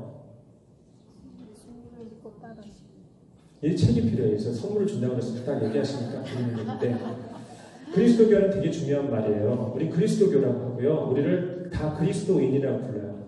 개신교 신자들도 그리스도인이라고 하나요? 그래요. 그분들도 그리스도인이에요. 개신교, 신교, 구교라고 그러죠. 신교, 구교. 네, 같은 그리스도교인데 그리스도교 안에서 우리는 오래된 그리스도교, 여기는 새로 생긴 그리스도교. 그래서 신교, 구교 이렇게 하죠. 정교회는 거기도 그리스도교인가요? 거기도 그리스도교예요.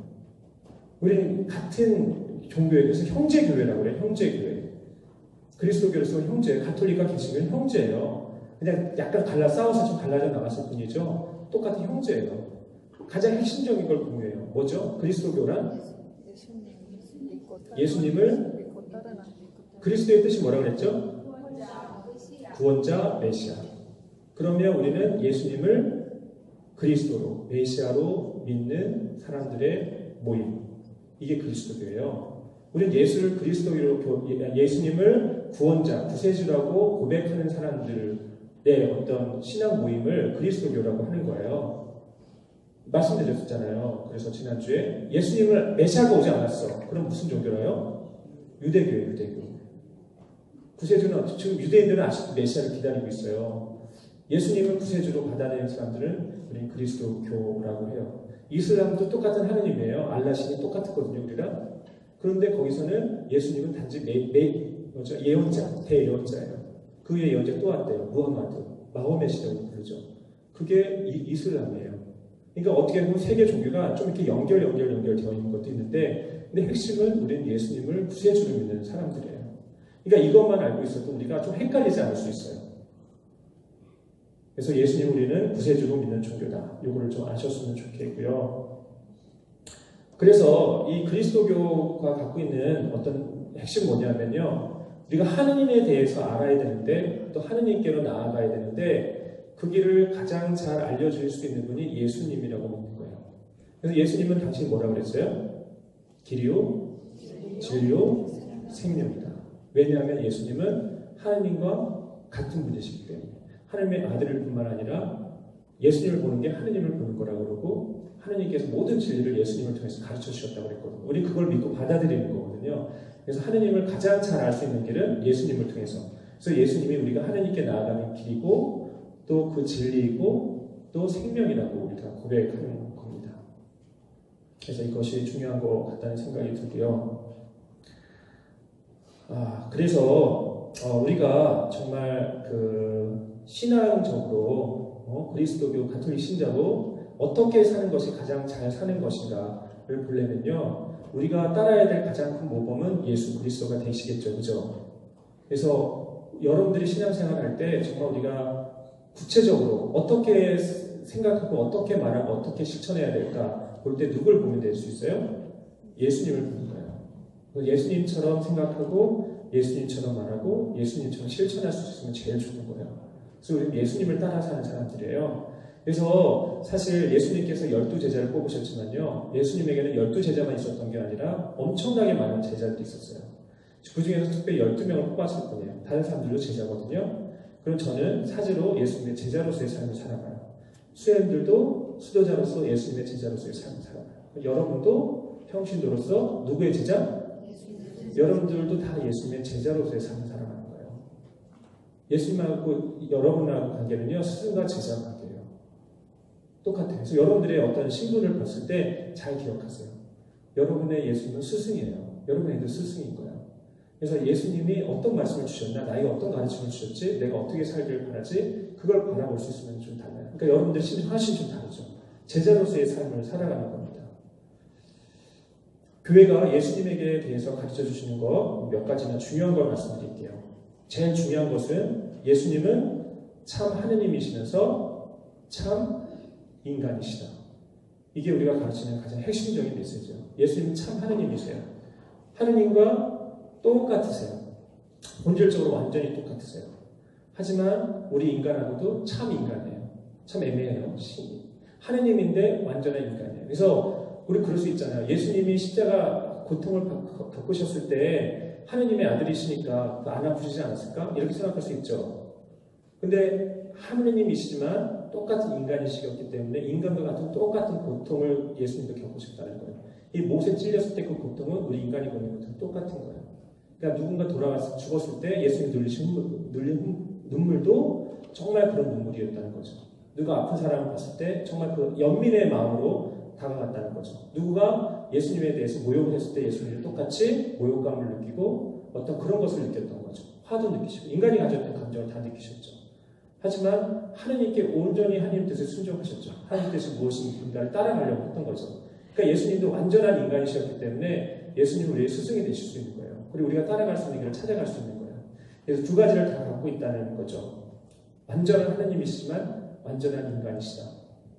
이것을 우리가 뭐라고 고백하냐면요, 강생의 신비 들어보셨어요? 강생의 신비가 뭐예요? 하느님이 사람이 되어 오신 것을 강생의 신비라고 그러죠. 하느님이 인간이 되어 오셨다. 이게 우리가 성탄 때 고백하는 거죠. 성탄이 바로 강생의 신비인데 이게요 엄청난 거예요. 강생의 신비라는 건요 정말 엄청난 신비인데 저는 이거 하나의 우화로 말씀드릴게요.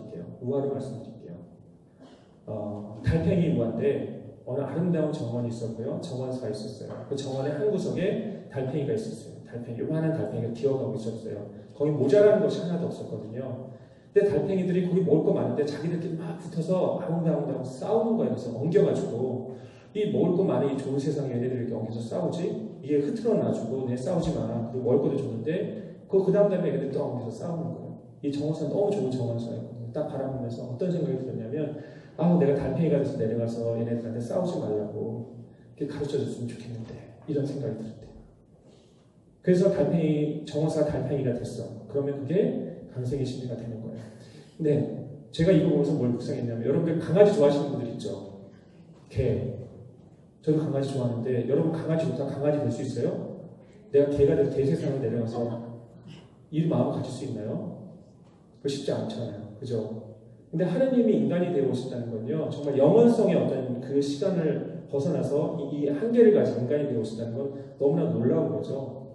그래서 사랑이라는 건 하느님을 닮은 강생의 신비는 엄청난 인간에 대한 사랑인데, 그래서 우리가 사랑한다는 건 뭘까? 정말 예수님이 하느님이 가르쳐 주신 사랑이 뭔가를 할 때는 어떤 건가요? 사랑은 낮아지는 거고 내려가는 거죠. 그런 거예요. 그래서 예수님도 늘 하지만 어떤 사랑의 그런 걸 할 때 어린이와 같이 되라. 어린이를 받아들여라. 뭐 이런 얘기 하잖아요. 우리 어린이를 이뻐서가 아니라 힘없고 낮은 그 아이들을 받아들일 때는 어떻게 해야 돼요? 그러면 그렇게 내려가야 돼요. 그럼 제일 기본이 뭔가요? 애들이랑 얘기할 때는 어떻게 얘기하나요? 이렇게 보면 눈높이가 맞아요? 어떻게 될까요? 낮아져야죠. 무릎을 꿇어야죠. 애도 눈높이 되죠. 그럼 대화가 되는 거죠. 제가 선생님을 했는데요. 교사하면서 처음에 애들이랑 너무 안 맞았어요. 제 얘기를 못 알아들어요. 저도 애들 말 못 알아듣겠어요. 그 애들이 너무 버릇없다. 너무 이렇다. 이런 생각했거든요.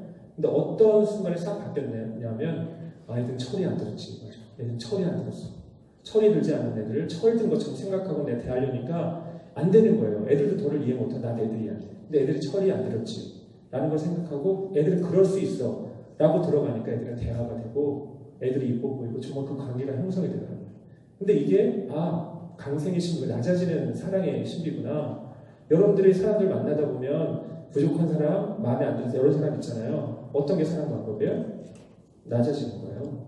그들 세상에 가서 이해하고 받아들여지는 부부 관계에 있어서 어떻게 해야지 그 관계의 사랑이 될까요?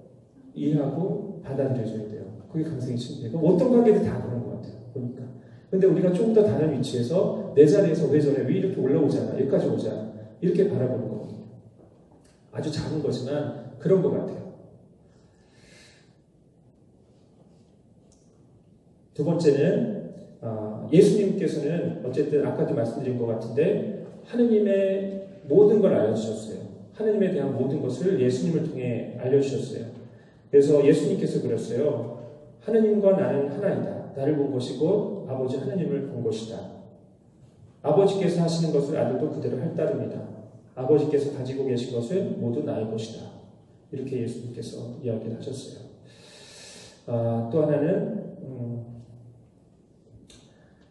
우리 신앙의 핵심인데 예수님께서 가르쳐 주신 것 가장 핵심 중에 하나는 예수님께서는 우리를 구원하시기 위해서 십자가 못 박혀 돌아가셨죠. 그죠? 순환하고 돌아가셨잖아요. 그러니까 십자가가 갖고 있는 건데요. 예수님께서 우리를 구원하기 위해서 취하신 방법은 십자가예요. 그래서 우리 십자가를 정말 우리 신앙에 있어서는 가장 힘든 것이기도 하지만 가지고 살아야 될 부분이죠. 십자가. 매일같이 자신에게 주어진 십자가를 지고 따라라. 이렇게 얘기를 하는데 여러분 그 십자가를 여러분 어떻게 이해하시나요? 십자가. 예수님께서 우리에게 주신 매일 지고 따르라고 하는 십자가는요. 그냥 한마디로 말씀드리면요. 우리에게 주어지는 매일매일의 삶의 고통, 고난이 아니에요. 그 십자가는요. 우리가 매일매일 살아야 되는 사랑의 십자가예요. 아까 얘기했는 강생의 신비처럼 그게 십자가거든요. 예수님의 십자가는 왜 예수님이 십자가를 지셨어요? 두 가지 때문이거든요. 하느님께서 원하셨어요. 하느님에 대해서 온전히 순명하기 위해서. 또 하나는 인간을 너무 사랑하셨어요. 인간의 사랑 때문에 십자가 지신 거거든요.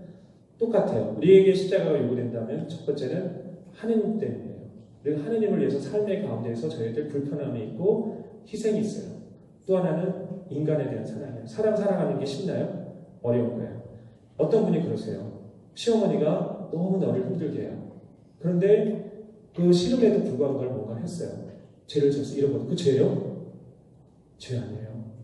희생. 그게 십자가예요. 저는 그게 십자가라 생각하고 저 개인적으로는요. 하기 싫은데 했어. 그러니까 내가 좋아하는 사람이 원하는 걸 해주는 건 다 할 수 있어요. 그럼 어떤 사람도 해요. 근데 내가 싫음에도 불구하고 하는 건 쉽지 않아요. 십자가는 약간 그래서 희생이 따르는 거거든요. 내가 싫은 것, 먼 것을 감수하면서 할 수 있는 것은 그게 십자가고 그게 사랑이 되는 거거든요. 그래서 정말 우리는 그럼에도 불구하고 있잖아요. 그럼에도 불구하고 그게 이제 십자가가 되는 거거든요. 그래서 내가 정말 어떤 좋아하는 것을 잘할 수 있는 거 아니면 내가 사랑하는 사람이 무언가를 했다. 내가 너무 잘 살고 있어. 이런 것보다는 내가 꺼려지는 것, 내가 불편한 것, 내가 어떤 그런 상황에서도 내가 어떤 것을 참아내고 인내하면서 살려고 했는가. 이걸 볼 수 있으면 그 안에서 그것을 우리가 견디고 살아야 되기 때문에 하루하루는 십자가가 되죠. 하나만 더 하고 끝내겠습니다. 이런 십자가인데요. 결정적인 것은 뭐냐면 우리는 부활이에요. 부활. 예수님이 우리에게 가르쳐주신 것은 부활이거든요. 십자가는 결국 무엇을 향해요? 부활이에요. 부활을 위해서 십자가가 필요한 거거든요. 그래서 우리의 본질적인 건 핵심을 보면 예수님에 대해서 두 가지 알려주시는데 하나는 강생의 신비, 성탄, 또 하나는 부활 때 하는 우리가 부활의 신비. 그래서 우리는 희망의 종교거든요. 아무리 우리 삶이 버겁고 십자가고 어렵고 하더라도 예수님께서 부활하셨듯이 우리도 부활할 수 있어요. 그래서 어쨌든 이제 마무리할 거예요. 30초 안에 마무리하겠습니다. 하느님에 대한 말씀드렸고요. 하느님에 대해서 우리가 온전히 알 수 있는 것은 예수님을 통해서예요. 정말 우리가 얼마나 하느님을 닮은 존재인가를 예수님이 보여주셨고요. 하느님이 우리를 얼마나 사랑하시는가를 또 예수님이 우리에게 보여주셨어요. 그러면서 예수님이 보여주신 마지막 가장 핵심적인 메시지는요. 십자가와 부활이에요. 부활. 근데 그 부활은 한마디로 제가 또 말씀드리면 지난번에도 말씀드렸는지 모르지만 그래서 우리는 이 말을 꼭 기억하세요. 우리는 어떤 희망을 품고 사는 사람이냐면요. 복된 희망. 제가 지난주 말씀드렸나요? 복된 희망. 그냥 희망이 아니에요. 복된 희망을 품는 사람들이에요. 복된 희망. 그건 달라요. 세상적인 거하고 다른 게 복된 희망이에요. 복된 희망은 어떤 희망이냐면 두 가지 의미인데요. 하나는요. 우리가 영원한 생명에 대한 희망이에요. 예수님께서 부활하셨으니까 우리에게도 영원한 생명이 주어지자는 희망이고 또 다른 측면에서는요. 희망이 없어도 희망할 수 있는 게 복된 희망이에요. 이거 우리 신앙인만이 할 수 있는 거예요. 우리 그리스도인만이 할 수 있는 거예요. 왜냐하면 우리의 가장 큰 절망은 죽음이거든요. 절망의 끝은 죽음이에요. 죽음은 모든 것의 끝인데 예수님이 그 죽음을 이기셨고 부활하셨어요. 우리는 부활신앙을 갖고 있다는 건요. 희망이 하나도 없어요. 하지만 희망할 수 있어요. 그게 우리가 신앙인들이 가져야 될 복된 희망입니다. 네, 잠깐 10분 쉬고 네, 계속 하겠습니다. 네, 다음은 성령에 대한 겁니다. 하느님의 삼위일체 하느님 아직도 안 끝났네요. 삼위일체 하느님 중에서 성령에 대한 것. 우리가 하느님 그리고 예수님은 좀 이렇게 명확해요. 근데 성령에 대해서는 이 성령께서 어떤 분이시지? 이렇게 좀 생각하시는 경우도 많을 것 같아요. 성령을 이렇게 얘기하죠. 성령은 하느님의 영, 하느님의 영 이렇게 얘기하고요. 또 예수님에게서 오는 영 이렇게 이야기합니다.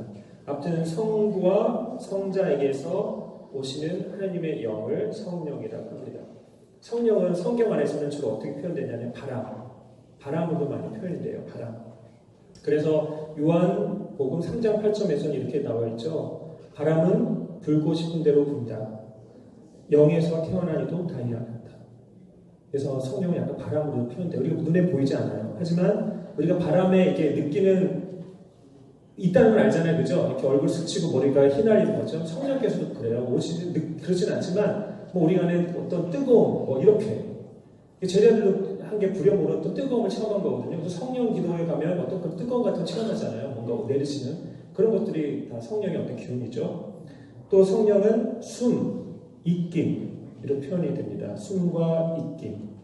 창세기 2장 7절을 보면 이렇게 나와 있죠. 하느님께서 흙의 먼지로 사람을 빚으시고 그 코에 생명의 숨을 불어넣으시니 사람이 생명체가 되었다 그랬어요.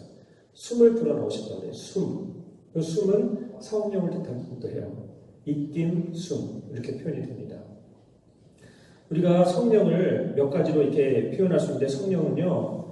교회의 혼 이렇게 표현합니다. 교회의 혼. 혼이 뭐예요? 이게 정신이 살아있게 하는 거죠. 우리 영혼 있죠. 영혼. 우리 인간에게는 뭐가 있어요? 혼이 있죠. 영혼이 있잖아요. 그죠? 그러니까 인간을 살아있게 하는 거. 우리가 육체적으로는 그냥 생명 살아있는데 영적으로 살아있게 만드는 게 영혼이죠. 교회는 보이는 조직체가 있어야죠. 이 기구, 우리 교회예요. 이것이 영적으로 살아있게 만드는 건 누굴까요? 그러면 성령이세요. 그래서 교회는 성령은 교회의 혼 이렇게 이야기를 합니다. 교회가 어떻게 탄생했어요? 교회의 탄생. 언제 교회가 탄생됐다고 하나요? 공식적으로. 어느 날? 오순절이라고 불리는 성령 강림의 날. 교회가 공식적으로 탄생한 건 그때라고 그래요. 기초를 태운 건 예수님께서 12제자를 뽑으신 이유는 뭘까요? 교회를 세우시기 위해서 뽑으신 거거든요. 기초를 다시고 공식적으로는 언제냐면 성령께서 내려오신 날이에요. 제자들을 통해서 너희는 가서 세상에 복음을 전하라고 그랬는데 예수님이 부활하시고 제자들도 만났어요. 승천하셨어요. 근데 제자들 두려운 거예요. 복음을 전할 엄두를 못 내요. 그거를 여러분들 지금으로 하면 사실 생각해 보세요. 우리 여기 수유동 거리 사람들 많죠. 명동 거리 사람들 많아요. 여러분 나가서 이 예수님에 대한 복음 전할 수 있겠어요? 사람들 관심 없는데? 근데 그런 정도가 아니라 예수님을 지금 죽인 사람들이 많은데 그 사람들 앞에서 예수님, 여러분들이 죽인 예수가 사실 하나님의 아들 그리스도라고 이야기할 수 있겠어요? 못하죠. 인간 마음 어떻게 하겠어요? 나도 그렇게 죽을 줄 모르는데 죽음의 위험 무릅쓰고 그걸 어떻게 하겠어요? 이 진리라고 해서 어떻게 그걸 전할 수 있겠어요? 저희들은 어떻게 다른 방에 숨어 있었잖아요. 못했어요. 두려움에 떨어졌죠. 어떻게? 예수님도 안 계신데. 그럴 때 성령께서 내려왔단 말이에요. 제자들에게. 성령의 혀를 받고 제자들이 뜨거움을 체험하고 정말 이상한 언어로 이야기를 하면서 나간 거예요. 박차고 나간 거예요. 저 명동거리에 나가서 여러분들이 죽인, 여러분들이 예수님을 십자가 못 박아 죽인 그 예수가 결국 바로 하나님의 아들 예수 그리스도시다. 그리스도십니다. 라고 얘기를 한 거죠. 그러니까 놀라운 어떤 일이 용기가 주어진 거죠. 열정이 생기고 어떤 용기가 주어졌어요. 근데 그보다 더 놀라운 건 뭐예요? 그 거리, 그 많은 사람들에게 성령의 기운이 전달해서 그 사람들이 그 말귀를 알아들었다는 거잖아요. 각자 그 말귀를 알아들고 정말 우리가 잘못했구나. 그분이 그리스도이시라고 고백하는 사람들이 나왔다는 거예요. 그러면서 세례받겠다. 예수의 이름으로 세례받겠다. 그리고 정말 그 예수님이 가르쳐주신 그 삶을 살겠다고 하면서 공동체가 형성이 되는 거거든요. 믿는 이들의 공동체가 그때 형성이 된 거예요. 그게 교회의 태동이라고 해요. 교회는 믿는 이들의 공동체잖아요. 그죠? 예수를 그리스도로 고백하는 이들의 공동체가 탄생한 거고 그게 교회예요. 그래서 성령 강림 날이에요. 그래서 성령은 마찬가지로 예수님의 사건이 엄청난 사건인 것처럼요. 성령의 사건도 엄청난 사건이에요. 그러니까 교회가 어떻게 태동할 수 있었을까? 그래서 예수님이 부활했다는 증거가 무엇일까? 얘기할 때 눈에 보이게 우리가 부활하신 예수님을 볼 수 있어요. 그건 볼 수 없어요. 근데 그걸 어떻게 우리가 이야기할 수 있느냐면 바로 그 사건이라고요. 어떻게 그 다락방에 숨어있던 제자들이 예수님이 못 박혀 돌아가실 때 다 도망갔던 제자들이 거리에 나가서 예수님 주님이시라고 고백할 수 있을까? 무엇이 이걸 이렇게 만들었을까? 부활하신 예수님, 그리고 성령, 그리고 그 제자들은 어떻게 됐어요? 다 요한 사도만 빼고 다 어떻게 됐죠? 다 순교했잖아요. 다 순교했어요. 그분들.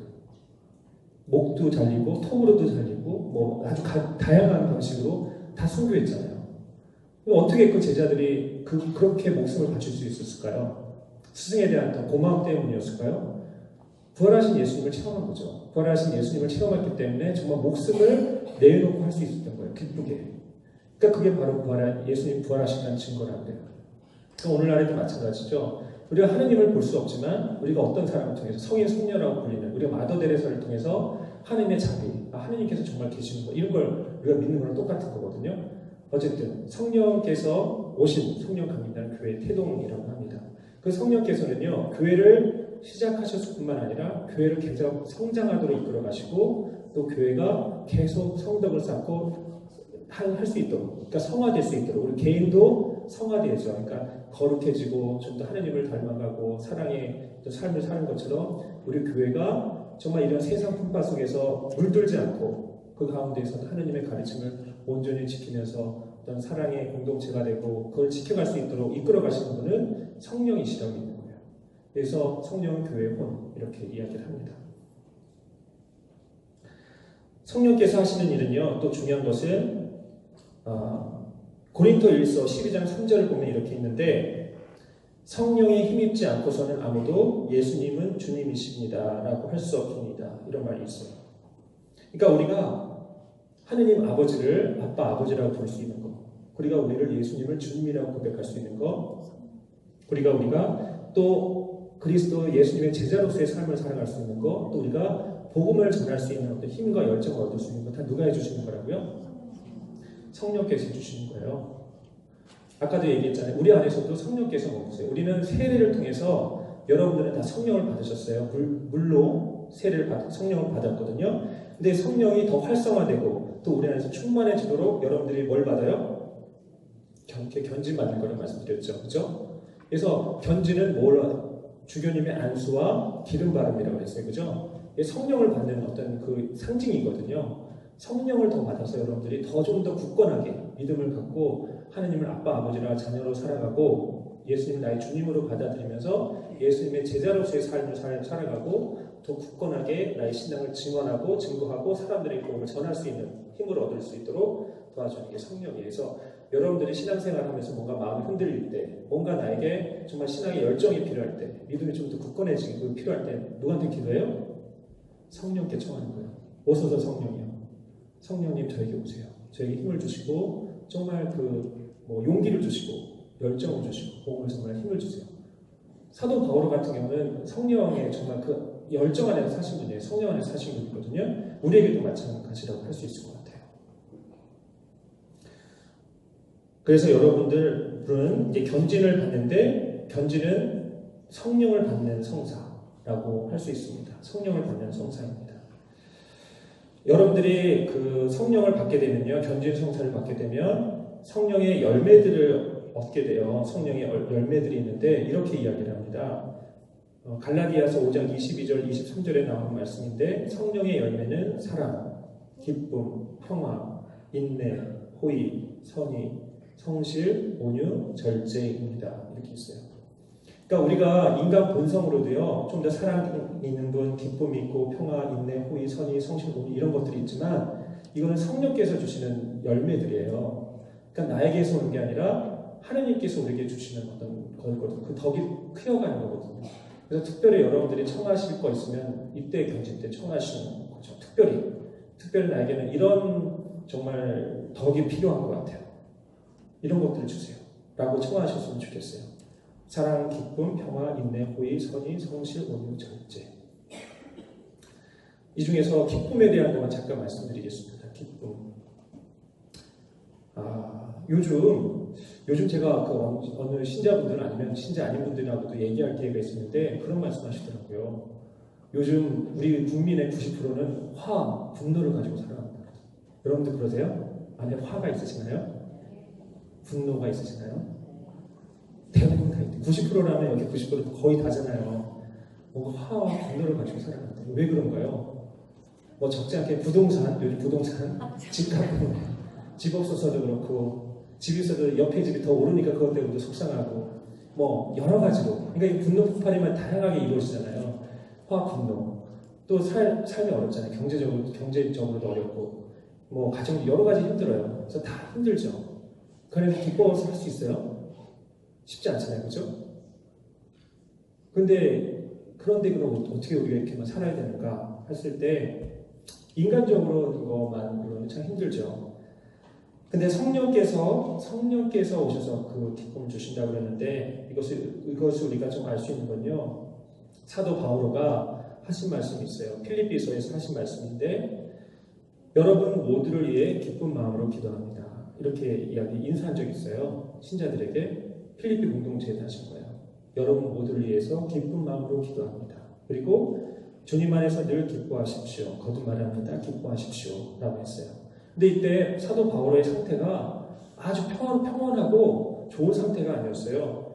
이걸 썼을 때가 어느 때냐면 사도 바오로가 감옥에 갇혔을 때고 이제 목을 쳐서 죽기 바로 전이에요. 자신의 삶이 얼마 남지 않았다는 걸 다 알고 있어서 감옥에서 쓴 거거든요. 그러니까 자기는 죽을 처지에 있었는데 이분은 어떻게 이럴 때 기쁨 가운데 여러분들에게 기쁜 마음으로 기도하고 주님 안에 기뻐하고 거듭 기뻐하라고 이야기할 수 있었을까? 참 놀라운 거죠. 본인은 죽을 처지에 있었는데. 그러면서 이런 말씀하셨어요. 여러분은 큰 환난 속에서도 성령께서 주시는 기쁨으로 말씀을 받아들여 우리와 주님을 본받는 사람이 되었습니다. 환난 속에서도 성령께서 주시는 기쁨, 환난 속에서도 성령께서 주시는 기쁨이다 라고 이야기를 했어요. 그러니까 우리가 가져야 될 어떤 기쁨이라는 걸 얘기할 때는요, 정말 우리 신앙인에게 주어진 아까 복된 희망이라는 표현도 썼던 것처럼 마찬가지인 것 같아요. 우리 안에서 정 가지고 성령께서 우리에게 주시는 건요, 정 하느님이 주시는 어떤 기쁨 가운데 있는 건데요. 우리가 세상적인 것 안에서만 찾다 보면 분노하고 화가 나고 저는 절망스럽고 뭔가 이렇게 우울하고 한데 정말 그 안에서 찾는 것이 아니라요. 정말 우리 기도하면서 성당에 와서 찾아야 될 것, 정말 구해야 될 것. 요즘 같은 세상에서는 제가 볼 때는 그 기쁨, 평화, 감사 뭐 이런 게 아닐 거라는 좀 생각이 듭니다. 그래서 성령의 인도하심에 우리 자신을 좀 내용 맡길 수 있었으면 좋겠어요. 성령의 인도하심. 그러기 위해서는 성령께 우리가 또 도움도 청할 필요가 있겠죠. 성령께서는 분명히 기쁨을 주신다고 우리에게 약속하셨잖아요. 그래서 나는 정말 마음 안에서 오는 그런 기쁨을 간직하고 있는가. 내 안에서 그 기쁨이 있을 때 감사할 수 있는 것 같아요. 그 기쁨과 감사함을 같이 올 수 있는 것 같다는 생각이 좀 들거든요. 우리가 어떤 경우에서 어떻게 감사할 수 있지? 내 안에서 어떤 기쁨이 있을 때 그런 것 같고, 기쁨은 또 있을 때 또 그 전해지잖아요. 그죠? 그러니까 제가 지난 주에도 그런 말씀드린 것 같아요. 파란 하늘이 너무 아름답잖아요. 그 파란 하늘을 바라보면 내 마음도 참 평안하고 좋거든요. 맑아지고, 그것이 다른 사람들에게 이렇게 마음 평안하게 해주는데, 우리도 그렇던 거 다 화나고 분노스러운데 그 얼굴 내가 담고 표현하면서 하면 다 그 전달되잖아요. 그 나쁜 기운이. 근데 정말 내 안에서 성령께서 주시는 그 좋은 기운이 내 안에서 있어서 힘들고 어려운 가운데서도 내 그 기쁨을 조금 더 안에서 샘물이 솟아나는 것처럼 기어올라서 내 안에서 담 안에서 사람들이 좀 전달되고 표현될 수 있으면 우리 삶에서 좀 더 따뜻해지지 않을까라는 좀 생각도 들었습니다. 그래서 여러분도 특별히 이거 이제 견진 준비하시는 분들 특별히 정말 내가 힘들고 그렇다면 성령께서 주시는 기쁨이 내 안에도 좀 머물렀으면, 그래서 그 기쁨을 다른 사람들에게도 또 전할 수 있으면 좋겠다는 생각이 들었습니다. 네, 성령에 대한 이야기는 이렇게 말씀드리고요. 어쨌든 우리가 신앙의 안에서 여러분들 가장 핵심은 우리는 삼위일체 하나님에 관한 것이 가장 큰 거예요. 지난번에 말씀드렸잖아요. 신앙이라는 것은 하느님과 나와의 관계성이에요. 하느님이 없으면 신앙은 없어요. 우리가 다른 거 하려고 성당 나온 거 아니잖아요. 하느님 만나요. 하느님한테 은통청하려고, 하느님 닮아가려고 그런 거거든요. 근데 우리가 그 믿는 하느님은 창조주 하느님, 우리를 너무나 사랑하시는 하느님, 그리고 그 하느님 알려주신 예수 그리스도, 그죠? 예수 그리스도 하느님이시면 인간이시고 우리에게 십자가를 알려주시고 부활을 알려주시고, 그 다음에 우리가 예수님을 따라갈 수 있도록 하나님을 닮아갈 수 있도록 이끌어주시는 분은 성령, 그죠? 성령, 성부, 성자, 성령. 우리 신앙생활에서 너무나 중요한 세 입격, 하지만 한 분 하느님, 그렇죠? 그래서 성부, 성자, 성령 다 기억하시고 우리 세 분한테 다 기도할 수 있어요. 하느님, 창조주 하느님한테 기도할 수도 있고요, 예수님한테 기도할 수도 있고요, 성령께도 기도할 수 있어요. 누구한테 기도하든 다 통하는 거예요, 여러분. 다음 이제 교회에 대한 이야기를 하겠습니다. 우리 주요 교리 안에서 중요한 것이 또 교회에 대한 거예요. 교회라는 건 왜 중요하냐면요, 우리 자체가 좀 교회예요. 믿는 이들의 공동체. 도대체 우리 이 모임이 어떤 모임인가 여기 좀 이해를 해야 되겠죠. 아까도 말씀드린 것처럼 예수님께서 12제자를 선택했죠. 그리고 으뜸으로 누굴 세우셨어요? 베드로를 세우셨어요. 그죠? 내가 이 반석 위에 내 교회를 세우겠다 그랬죠. 이 반석 위에 교회를 세우겠다. 그래서 베드로를 으뜸으로 해서 12사도가 형성이 되고, 그 위에서 성령 감리나 교회가 탄생이 되고, 사도들이 중심이 돼서 이제 교회가 확장되어 나가죠. 그 교회가 언제까지 내려오고 지금까지 내려오죠. 그래서 가톨릭은요, 그 정통성을 갖고 있는 거예요. 우리가 내세울 수 있는 가장 큰 장점은 뭐냐면 그거죠. 우리는 사도로부터 내려오는 교회예요. 그 정통성이에요. 개신교는 교회가 뭐 이렇게 나름대로 부평했겠지, 1050몇 년에 갈라져 나간 교회예요. 그죠? 갈라져 나간 교회라는 거예요. 정교회도 마찬가지로 갈라져 교회. 우리는 초기 예수님의 세운 바로 그 초기 교회에서부터 지금까지 쭉 내려오는 게 우리 가톨릭이라고 할 수 있겠죠. 교회를 예수님은 어떻게 표현했냐면요, 교회는요 그리스도의 몸, 이렇게 할 수 있습니다. 교회는 그리스도의 몸입니다. 예수님께서 이랬어요. 나는 포도나무여 너희는 가지이다. 교회는 그리스도의 몸이라는 건요, 이 말이 뜻하는 건 뭐냐면요, 포도나무 가지라는 건 우리가 교회 안에서 머문다는 건요, 그리스도인으로 살아가는 거예요. 그러니까 우리의 핵심은 그리스도예요. 그리스도와 붙어 있을 때 우리는 열매를 맺을 수 있어요. 그리스도와 갈라지면 정말 버려진 가지랑 똑같은 거거든요. 그러니까 예수님과 일치해야만 하는 거예요. 그리고 그리스도가 몸이고 우리는 그 가지들이기 때문에, 한 지체이기 때문에 우리는 서로 사랑의 일치를 이루어야 돼요. 그러니까 우리의 머리이신 모범이신 예수님을 중심으로 우리는 서로 연결되어 있고 사랑의 일치를 이루어야 된다라는 거죠. 이거와 관련돼서 좀 이따 말씀드리겠고요. 우리 가톨릭 교회를 표현할 때 네 가지를 얘기합니다. 보통 하나이고 거룩하고 보편되며 사도로부터 이루는 교회, 이렇게 가톨릭이 표현하죠. 하나라는 건 한 분이신 주님, 한 분이 주님을 모시고 하나의 신앙을 고백합니다. 가톨릭은 하나입니다. 전 세계 가톨릭 다 똑같죠. 정말 어디 나라든지 다 똑같아요. 저도 어디든지 가면 제가 사제라는 신분증을 내밀면요 미사할 수 있어요. 어느 나라든지. 그것만 확인되면 저 가톨릭 사제인데 미사할 수 있겠습니까? 그럼 신분증 보내주세요. 보여주면 미사할 수 있게 해줘요. 그게 하나의 가톨릭 교회죠. 그리고 거룩하다고 합니다. 왜 거룩하다 하냐면 바로 거룩하신 하느님과 예수님과 성령께서 교회를 세우셨어요. 그리고 또 하느님과 예수님과 성령께서 이끌어 하시기 때문에 거룩해요. 그러니까 어떤 정통성이에요. 그 거룩함은 정통성에서 나오는 거예요. 보편되다는 것은 우리가 온전한 진리를 가지고 있다는, 진리를 지니고 있고 또 모든 세대에 전해요. 모든 사람에게 해당이 되고 모든 시대에 해당된다고 하는 거예요. 사도로부터 이어온다는 것 마찬가지로 우리의 어떤 정통성입니다. 예수님께서 직접 세우신 교회가 우리 가톨릭 교회예요. 이거는 이제 그냥 상식적인 거 말씀드리고 지금이 중요한 것 같은데 아까 우리가 서로 일치에 있어 있고 사랑의 일치를 이루어야 된다는 거 관련된 건데요. 우리 사도신경에 보면 모든 성인의 통공을 믿으며 이런 표현 있죠. 성인의 통공을 믿으며 이게 무슨 뜻인지 아세요? 어떤 뜻일까요?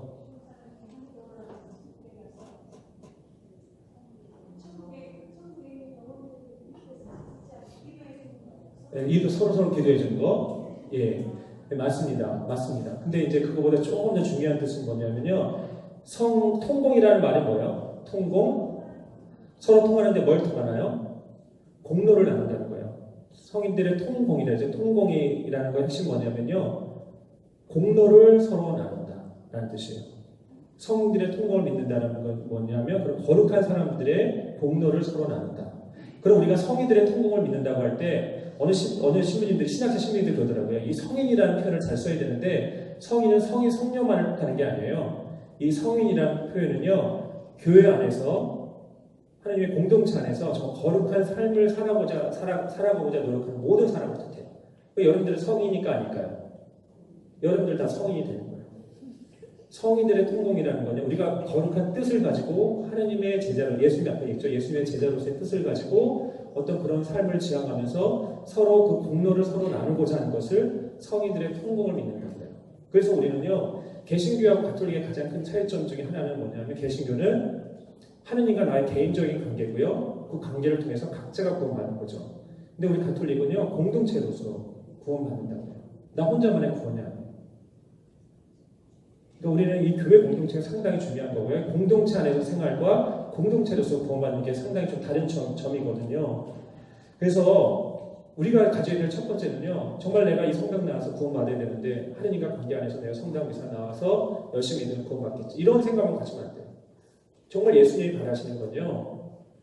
나의 구원만이 아니라 우리 있는 같은 사람들의 구원이에요. 그래서 나의 공로는 나를 위해서만 사용되는 게 아니라 다른 사람들에게 전달되고 나눠져야 되는 공로예요. 그게 성인들의 통공을 믿는다는 거예요. 근데 이것을 잘 보여주는 게 아까 말씀하신 것 비슷한데 우리 가톨릭 교회에서는요. 세 개의 교회가 있다고 해요. 세 개의 교회. 무슨 교회? 하나는 지금 이 세상에서의 교회는 무슨 교회? 지상교회. 아니면 순례교회 이렇게 말해요. 우리 지상교회고 순례하는 교회. 하나님 안에 있는 교회는 천상교회라고도 하고 다른 말로는 승리교회, 승리한 교회. 그 다음 또 무슨 교회가 있어요? 연옥교회가 있겠죠. 연옥. 우리 연옥이 있다고 있죠. 그죠? 연옥교회라고도 표현하고 다른 말로는 정화하고 있는 교회에서 정화교회라고 합니다. 왜 그 교회? 믿는 이들의 공동체라고 그랬죠. 우리 하나님 예수님 믿죠. 교회죠. 천상에 지금 정말 이 세상에서 올바른 하나님 믿고 살아서 천상에서 하나님을 또 동경하고 사는 사람들이 있겠죠. 교회죠. 믿는 이들의 공동체. 승리교회, 천상교회, 연옥 교회 있겠어요? 죽음을 연옥 거쳐가야 된다고 그러잖아요. 그죠? 연옥에 있는 사람들이 있겠죠. 그 사람들이 있는 게 연옥교회잖아요. 서로 어떻게 돼 있어요? 크게도 서로 통공을 믿는다는 건요. 서로 통해 있어요. 공로를 서로 나눠요. 근데 그 공로가 어떻게 나눠지나요? 이제 다음 달에 무슨 성월이에요? 위령성월이죠. 위령성월이 우리 성인들의 통공을 잘 보여주는데 11월 1일이 무슨 날? 모든 성인의 날이에요. 그죠? 그때 누굴 기억하는 거예요? 천상교회. 모든 성인의 날이잖아요. 그죠? 하느님 나라에 드신 분들, 그분들을 기억하는 거예요. 11월 2일은 위령의 날. 누굴 기억해요? 연옥교회. 연옥에 계신 분들 기도하는 거잖아요. 돌아가신 분들 위해서 우리가 정부 청하고 하잖아요. 연옥교회. 그러니까 1월 1일이요. 우리가 두 교회를 기억하는데요. 근데 잘 보면 그렇다 그래요. 우리가 왜 돌아가신 분들을 위해서 기억해요? 우리의 기도의 그 공로가 이분들에게 전해지는 거예요. 특별히 어디에 계신 분들이에요? 연옥. 그래서 그렇게 얘기를 하잖아요. 천상교회에 있는 분들을 위해서 우리가 기도해 줄 이유는 없어요. 그죠? 그분들에게 뭘 청해요? 전구. 그러니까 우리 조상님 중에서 천국에 가 계실 수도 있어요. 그죠? 모르죠, 우리는? 그분들에게 도움을 청할 수 있어요. 그래서 천상에 계신 우리 김대건 신부님, 한국의 순교 성인들에게 그분들을 위해서 우리가 기도해드릴 이유는 없어요. 그죠? 그분들의 기도가 우리에게 필요해요. 그분들의 힘이. 그래서 정부를 청해요. 그죠? 그래서 천상에 있는 분들은 우리를 위해서 열심히 기도해 주세요. 정부해 주시고 또 누굴 위해서? 연옥에 계신 분들을 위해서 기도해 주는 거예요. 그분들의 공로가 연옥교회는 우리가 해당이 돼요. 우리가 하는 기도는 연옥의 교회 있는 분들에 해당되겠죠. 그럼 연옥에 계신 분들은 천상을 위한 우리를 위해서, 연옥에 계신 분들도 우리를 위해서 기도한대요. 그래서 그런 얘기가 있어요. 제가 봤더니 자기 공로로 구원 못 받는데요. 자기가 열심히 기도해서, 연옥에 계신 분들이요 열심히 기도해서 본인이 구원 받는 게 아니라 그분들은요 우리의 기도를 통해서, 천상에 있는 분들의 기도를 통해서 하는 거예요. 그러니까 기도는 공로를 나누는 거기 때문에. 그래서 우리가 열심히 정말 돌아가신 분을 위해 기도하는 게 우리의 기도가 연옥에 있는 영혼을 한 분의 영혼이라도 더 구하는데 한대요. 그래서 우리 성인 성녀들의 연옥 영혼을 위해서 기도하신 분들 많으세요. 기도해 주라고 그러잖아요. 그죠? 그래서 우리가 정말 누가 천상에 계시고 안지 모르니까 우리가 돌아가신 우리 조상님들 또 주에 있는 분들에서 우리가 열심히 기도하죠. 그런 이제 성인들의 통공을 우리가 나눈다는 의미를 갖고 있어요. 이건 되게 우리 가톨릭이 갖고 있는 좋은 전통이에요. 우리 개신교에서는 그런 거 없죠.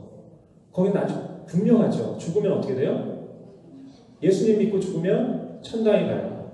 믿지 않으면 지옥에 가요. 연옥이 없어요. 우리의 기도가 필요해요? 필요가 없어요. 천상에 계신 분들은 벌써 하느님 곁에 계시잖아요. 지옥에 계신 분들은 천상에 갈 수 있어요?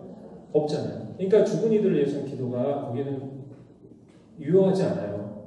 근데 우리는 천상교회, 연옥교회, 지상교회가 있다고 우리는 믿기 때문에 위령 기도를 바치고 연령 기도를 바치죠. 그래서 되게 중요한 겁니다. 그래서 여러분들도 생각하실 거는 우리가 그렇게 성인들의 통공을 나누는 것이다 라고 생각하셨으면 좋겠고요. 그래서 중요한 거는 말씀드린 것처럼 나만의 구원을 위해서 애쓰는 것이 아니라 우리가 정말 함께 구원받기 위해서 함께 공로를 나눠야 되는 거다. 그리고 여러분들이 하느님 앞에 갔을 때 그런 얘기 듣잖아요. 하느님 앞에 갔을 때 여러분들 뭘 보고 싶어 한대요? 뭘 보고 싶어 할까요?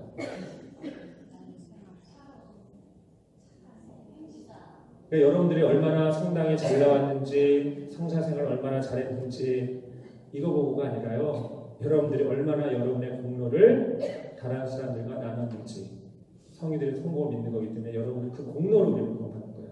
그래서 우리가 천상잔치에 어울리는 옷을 입으라고 그러잖아요. 그 옷이 결국은 사랑의 옷 이렇게 얘기를 하잖아요. 제가 봐도 그런 것 같아요. 그러니까 하느님 앞에서 쌓아야 될 어떤 재물은요, 세상적 재물이 아니라 그러죠. 천상의 재물은 우리가 이 안에서 살아야 될 어떤 사랑의 삶, 희생의 삶이라고 그래요. 그래서 그렇게도 얘기하잖아요. 여러분 이렇게 살다 보면 누가 돈 빌려달라고 그러고 안 갚을 때 있죠. 아니야, 못 받은 적 있잖아요. 이렇게 띠끼는 때 있잖아요. 있죠? 근데 어떤 분들은 그러더라고요. 친구가 빌려달 때 빌려주는 건 그냥 잊어버린 셈 치고 주는 거지 그거 다시 받을 생각 못 한다고. 근데 신부인 저한테도 우리 동기들도 이거 청하는 사람 있어요. 꼭 갖는다 그래. 꼭. 근데 갖는 사람 하나도 없더라고요. 그런 거구나. 그런 거구나. 알았어요. 근데 여러분들 그럴 때 좀 억울하고 속상하고 그죠? 근데 그럴 때 여러분들 못 받을 때 내가 하늘나라에 그만큼 재물 쌓아가라고 생각하시면 될 것 같아요. 근데 하느님이 채워주시겠죠. 그 공로는. 그래서 정말 우리가 살다 보면 그렇잖아요. 나도 정말 뭔가 아쉬울 때 누구한테 도움을 청하는데 못 갚잖아요. 그럴 때가 있더라고요. 세상 사안에서는. 근데 그게 돈 문제뿐만 아니라 다른 많은 것들이 연결되어 있는데 또 제가 살다 보니까 겪어보니까 그렇더라고요. 어떤 관계 안에서는 제가 누군가한테 이렇게 도움을 자꾸 줘야 되는 관계가 있어요. 도움을 계속. 근데 어떤 관계 안에서는 계속 뭔가 도움을 받아요. 미안하게. 근데 그만큼 내가 갚아주지 못하는 관계가 좀 있어요.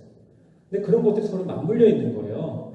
그러니까 공로를 나눈다는 것이 그렇게 해도 되지 않을까. 항상 뭔가 주고받고가 1대1로 이루어지지 않고요. 어떤 관계에서 내가 약간은 손해보는 관계고 어디에서는 내가 좀 더 좀 빚진 채무를 갖고 있는 관계들이 있더라고요.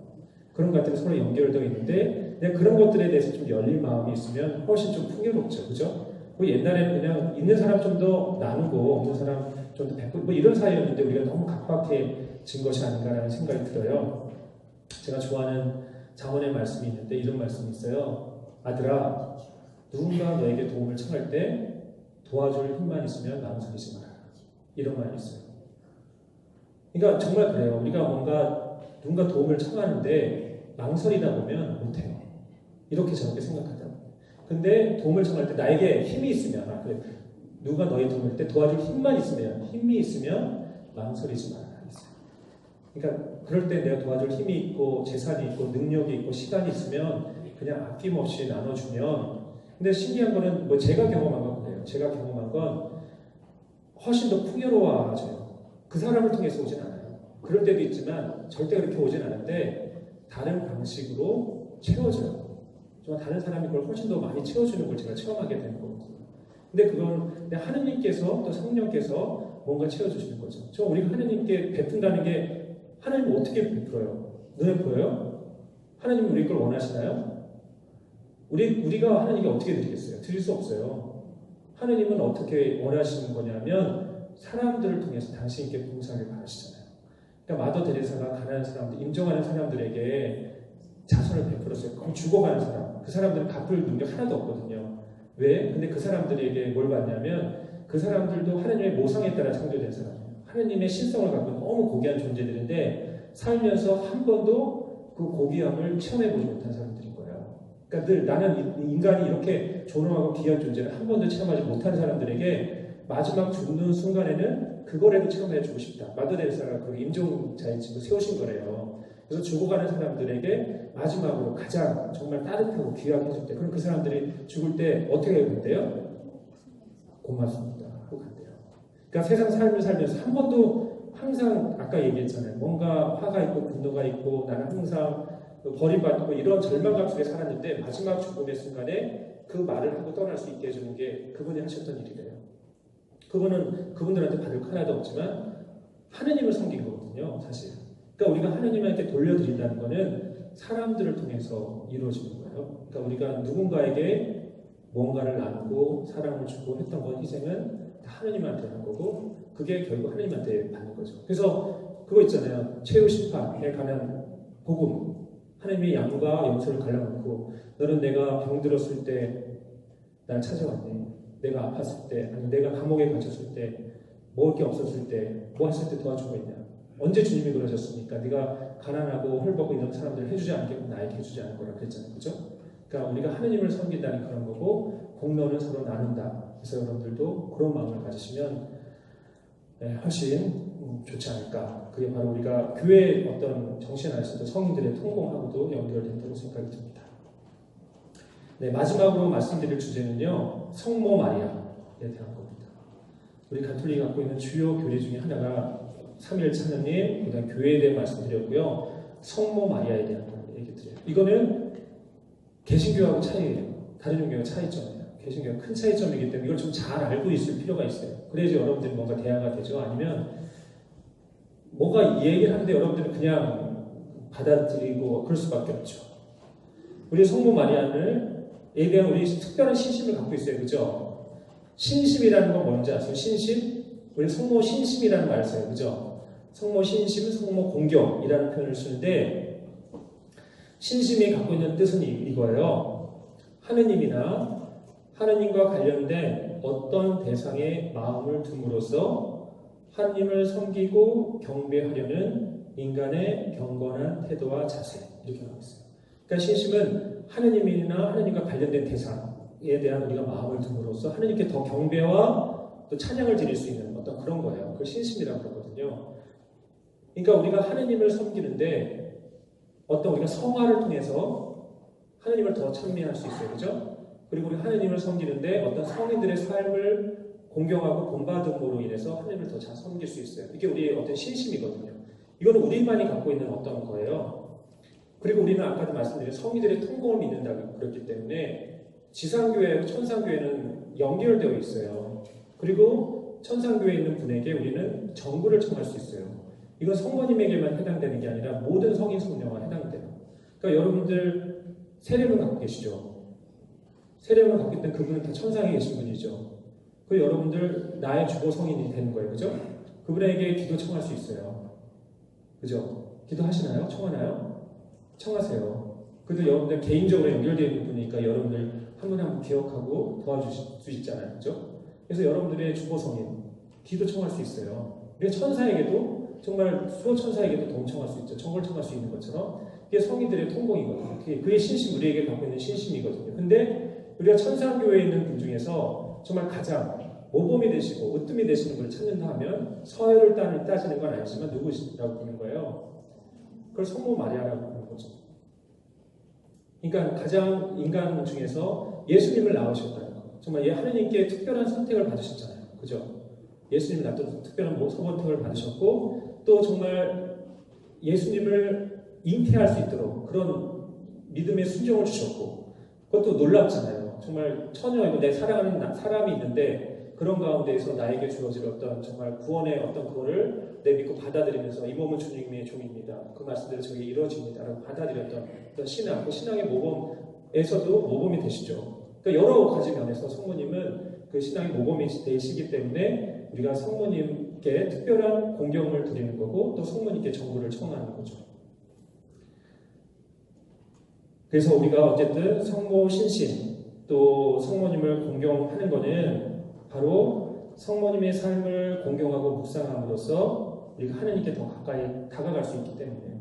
그래서 성모 신심을 통해서 성모님께만 머물면 이거는 문제가 있어요. 우리가 성모님을 예수님과 같이 볼 수 없어요. 성모님을 하느님처럼 할 수 없어요. 이거 너무나 잘못된 거예요. 이건 정말 차이가 엄청난 거거든요. 그러니까 우리는 성모님을 통해서 예수님을 더 공경하고 하느님을 더 경배해야 돼요. 그러니까 성모님은요 달을 가르치는 손가락이에요. 이 손가락을 보는 게 아니라 손가락을 통해서 예수님을 보고 하느님을 봐야 되는 거잖아요. 그죠? 그러니까 우리가 잘못하면 또 레조하시고 성모 신심이 깊으신 분들 보면 너무 성모님을 또 신격화해서 예수님처럼 하느님처럼 생각하시는 분들이 있을 수도 있어요. 근데 그건 너무나 잘못된 거고 올바른 성모 신심은 상당히 중요한 거죠. 성모님을 통해서 예수님 하느님께 가야 되는 거죠. 그래서 본질적으로 다르다는 거고요. 성모님에 대해서 우리가 붙이는 여러 가지 호칭들이 있는데 몇 가지만 말씀드리면 우리가 성모님을 새로운 하와 이렇게 얘기해요. 새로운 하와. 첫 번째 하와는 누구예요? 아담의 부인이죠. 그죠? 첫 번째 하와는 뱀의 유혹을 받고 원죄를 죄를 범했잖아요. 그래서 인간에게 원죄가 들어왔다고 그랬잖아요. 새로운 하와는 하느님의 말씀에 순종했어요. 온전히 순종하죠. 그러므로 인해서 생명의 원천인 그리스도를 낳고 세상의 구원을 갖고 온 여인이 되었어요. 그러니까 성경을 잘 보면 구약과 신경은 상당히 연결되어 있거든요. 이렇게 맞물려 있거든요. 그러니까 첫 아담의 새로운 아담은 누구예요? 예수 그리스도가 얘기를 하고요. 새로운 하와. 인간의 죄가 첫 번째 하와를 통해서 왔는데 구원은 새로운 하와 성모님의 순종을 통해서 왔다고 얘기하죠. 성모님을 우리는 하느님의 어머니라고 불러요. 그죠? 왜 하느님의 어머니가 되실까요? 성모님께 드릴 수 있는 가장 큰 극존칭이 우리 어떻게 보면 천주의 모친, 성모말의 대축이 이런 일을 하죠. 그죠? 천주의 하느님의 어머니예요. 왜 성모님은 하느님의 어머니가 되시나요? 그죠? 예수님은 어떤 분이시겠어요? 아까 우리가 얘기했죠. 예수님은 참 하느님이시면서 참 인간이시라고 했잖아요. 그죠? 그러니까 성모님께 드릴 수 있는 최고 존칭은 천주의 모친, 하느님의 어머니가 되시는 거죠. 그죠? 그리고 성모님의 동정성. 왜 성모님은 동정성을 가지셨는가? 왜 동정성이 그렇게 중요한가 그러냐면요. 이렇게 신학적으로 얘기하는데 바로 인간의 구원, 하느님의 어떤 구원은 인간의 능력이 아니라 하느님의 초자연적인 계획과 권능에서 나오는 것이다. 이것을 가장 잘 보여주는 거예요. 동정성이라는 것은 인간의 능력으로 불가능하고 하느님의 능력 없이는 이루어질 수 없는 거예요. 그죠? 그래서 세상 안에 자연 안에서 어떻게 이루어질 수 있나요? 없잖아요. 하느님만이 하실 수 있는 거예요. 그래서 인간의 어떤 구원은 하느님의 개입에 의해서, 하느님의 역사하심에 의해서 이루어질 것이다. 이렇게 이야기합니다. 또 여러분 중요한 성모님 축일이 언제예요? 12월 8일은 아주 중요한 축일인데 뭐예요? 12월 8일 이거 중요한 축일인데 모르시나요? 성모님에 관한 중요한 축일 뭐가 있나요? 천주의 모친 1월 1일, 8월 15일은 성모 숙제 대축일, 그 다음에 정말 큰 축일 일이 12월 8일이에요. 원죄 없이 잉태되신 성모 마리아 대축이에요. 근데 제가 보면 되게 좀 중요한 축일인 것 같아요. 저 개인적으로 여러분 그런 축일에 대한 것도요. 이게 나름대로 교회 있는 분들도요. 어떤 일을 할 때요. 축일을 정해서 하는 경우들이 있어요. 근데 저는 그렇거든요. 저에게서 12월 8일은 좀 특별한 날이거든요. 근데 그때 맞춰서 뭔가 청했던 것들이 이렇게 좀 그것도 약간 기복적인 건지 저는 잘 모르겠지만 어쨌든 그런 것들이 있어요. 여러분들 그래서 그런 축일이나 이럴 때 여러분 관계되어 있으면 좀 생각하시면 좋은데 12월 8일은 원죄 없이 잉태되신 원죄 없으신 성모 마리아 대축일이에요. 그러니까 원죄 없으시다는 건 뭐나요? 우리는 보통 태어날 때 원죄를 갖고 태어나잖아요. 성모님은 태어나실 때 원죄에 물들지 않고 태어나셨다는 거예요. 이게 의미하는 게 뭐나요? 하느님의 아들을 낳으실 성모님의 어떻게 거처죠. 그죠? 낳을 태 안에 모셔야 되니까 예수님을 그 성모님의 어떤 하느님이 준비시키셨다라는 거예요. 근데 이게 우리 프랑스의 루르드 성모님이시잖아요. 그죠? 그때 드러난 거죠. 원죄 없이 잉태되신 성모님. 어쨌든 그거에 대해서도 어쨌든 성모님의 어떤 정말 이렇게 발현을 통해서 이야기가 되고 어쨌든 그것이 우리 성모님의 발현과 관련된 것도 그런 것 같아요. 교회는요, 어떤 초자연적인 그런 현상에 대해서 자주 나와서 발표하기를 좋아할까요? 싫어할까요? 교회는 그렇게 원하지 않아요. 왜냐하면 사적 계시에 대해서 교회는 상당히 보수적이거든요. 거의 잘 인정하지 않아요. 성모님이 발현하셨다는 데가 여러 군데가 많지만 교회는 그거에 대해서 가능하면 인정하지 않고 안 하려고 해요. 왜냐하면 모든 구원은 예수님의 구원 사건으로 이루어졌고 계시는 다 완성됐다고 보거든요. 근데 역사 안에서 이거는 도저히 정말 이라고 얘기할 수밖에 없는 사건들이 있는 것 중에 성모님의 발현이 몇 군데 있는 거예요. 파티마 성모님, 포르투갈 알죠? 너무나 많은 사람들이 기적을 체험한 거예요. 그래서 성모님이 안 오셨다고 얘기할 수 없는 거예요. 정말 회개하라고 가르쳐 주신 거거든요. 그거는 정말 회개하라고. 그 다음에 루르드의 성모님 같은 경우도 너무나 많은 사람들이 기적을 지금도 가서 사람들이 기적을 체험하고 뭔가 회심하죠. 그러니까 성모님의 어떤 역사 안에서의 그분의 그게 아니라 중재자죠. 정말 예수님께 더 다가가고 하나님을 더 사랑해 이런 메시지를 전해주는 거거든요. 어쨌든 그 루르드에서의 어떤 메시지가 바로 성모님의 원죄 없이 잉태입니다. 12월 8일입니다. 그리고 우리가 잘 아는 성모 마리아의 승천. 성모님의 승천이 갖고 있는 메시지도 그거예요. 예수님의 승천하고도 연결되는데 성모님의 승천은요. 성모님은 인간이셨음에도 불구하고 육체를 가지고 온전히 하느님께 올려주신 것처럼요. 우리도 정말 그런 믿음의 삶을 따라 살면 성모님처럼 하느님께 그렇게 올려질 수 있다. 이렇게 승천할 수 있다. 이것을 드러내주는 거라고 할 수 있을 것 같아요. 그래서 우리는 말씀드린 것처럼 몇 가지 교회는 가톨릭 교회는 성모 마리아를 천상의 모 이렇게도 얘기하고요. 본충의 중개자, 그 다음에 교회 보호자, 모든 그리스도인의 정부자.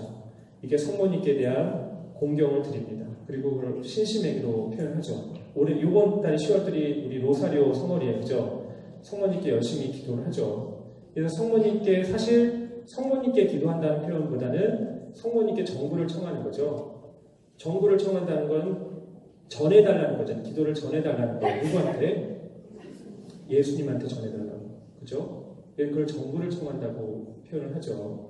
그래서 여러분들이 우리가 정말 성모님한테 가져야 될 어떤 마음은 정말 성모님을 통해서 우리가 예수님께 하느님께 좀 더 가까이 다가갈 수 있는 거예요. 근데 우리 교회 전통을 보면요. 교황님들이 특별히 성모님에 대한 신심들이 상당히 강하세요. 가장 강했던 분 중에 한 분이 요한 바로 2세. 성인 팀에 오셨죠? 요한 바로 2세 같은 경우는 정말 성모님에 대한 신심이 아주 지극하셨죠. 지금 프란시스코 교황님도 그러세요. 베드행토 교황님도 그렇죠.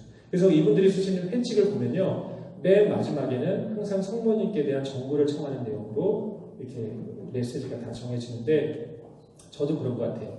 우리가 예수님께 직접 기도하고 또 성령께 어떤 은총을 청하고 그다음 하느님께 기도하는데, 정말 우리와 같은 인간이셨던 성모님이시기 때문에 우리의 마음을 너무나 잘 아시는 거예요. 그리고 어머니와 같은 어떤 마음으로 우리를 이해해 주시고 또 우리의 아픔을 아시고 그걸 예수님께 하느님께 전달해 주시는 것 같아요. 그래서 우리가 성모님께 정말 이렇게 정보를 청하고 기도하는 것이 참 좋은 것 같아요. 그래서 정말 우리가 갖고 있는 가장 풍요로운 유산 중에 좋은 것 중에 하나가 저는 성모신심이라는 생각이 들고요. 그래서 그 교회에 있는 분들은 그분에 대해서 상당히 오해를 하죠. 우리는 마리아교다, 가톨릭은 마리아교다, 성모님을 믿는 종교다 이렇게 얘기하는데 전혀 그렇지 않죠. 우리는 아까 말씀드린 것처럼 우리에게는 성인들의 통공이라는 중요한 교리가 있어요. 그러니까 공로를 서로 나누는 거, 그리고 우리가 정보를 청하고 그분들의 어떤 기도를 필요로 하고 서로 이렇게 연결되는 것들이 상당히 중요한 거기 때문에 거기서 성모신심을 봐야 되지 않을까 싶습니다. 그래요. 오늘 이렇게 여러분들 교리에 대한 말씀을 쭉 드렸습니다. 너무 2시간 동안 많은 이야기를 해서 좀 많이 이해가 되셨나요? 근데 말씀드린 것처럼 여러분들이 조금 더 알면 알수록 믿음은 강화돼요. 커져가요. 정말 그래요. 그래서 여러분들이 이런 것들을 조금 더 알고 싶으면 우리 교회 교리서도 있고요.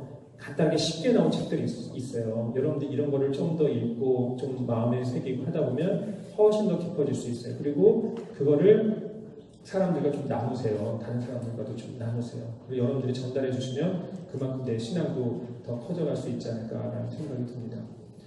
네, 다음 마지막인데요. 다음 주에는 마음신앙, 그 다음에 실천신앙 3H 중에서 오늘은 첫 번째 헤드만 말씀드렸고 다음은 하트하고 핸드 말씀드리겠습니다. 그래서 한 가지만이 아니라 그 3가지가 잘 조화를 이루어야지 우리가 좀 성숙한 신앙생활을 할 수 있다는 말씀드렸고요. 여러분도 그렇게 될 수 있었으면 좋겠습니다. 우리 마친 기도는 성모성, 영광성 이렇게 마치고 마치겠습니다. 성부와 성자와 성령의 이름으로 아멘. 은총이 가득하신 마리아님 기뻐하소서. 주님께서 함께 계시니 여인 중에 복되시며 태중의 아들 예수님 또한 복되시나이다.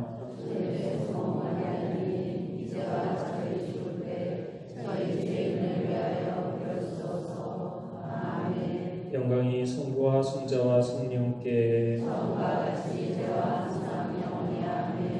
성부와 성자와 성령의 이름으로 아멘. 감사합니다.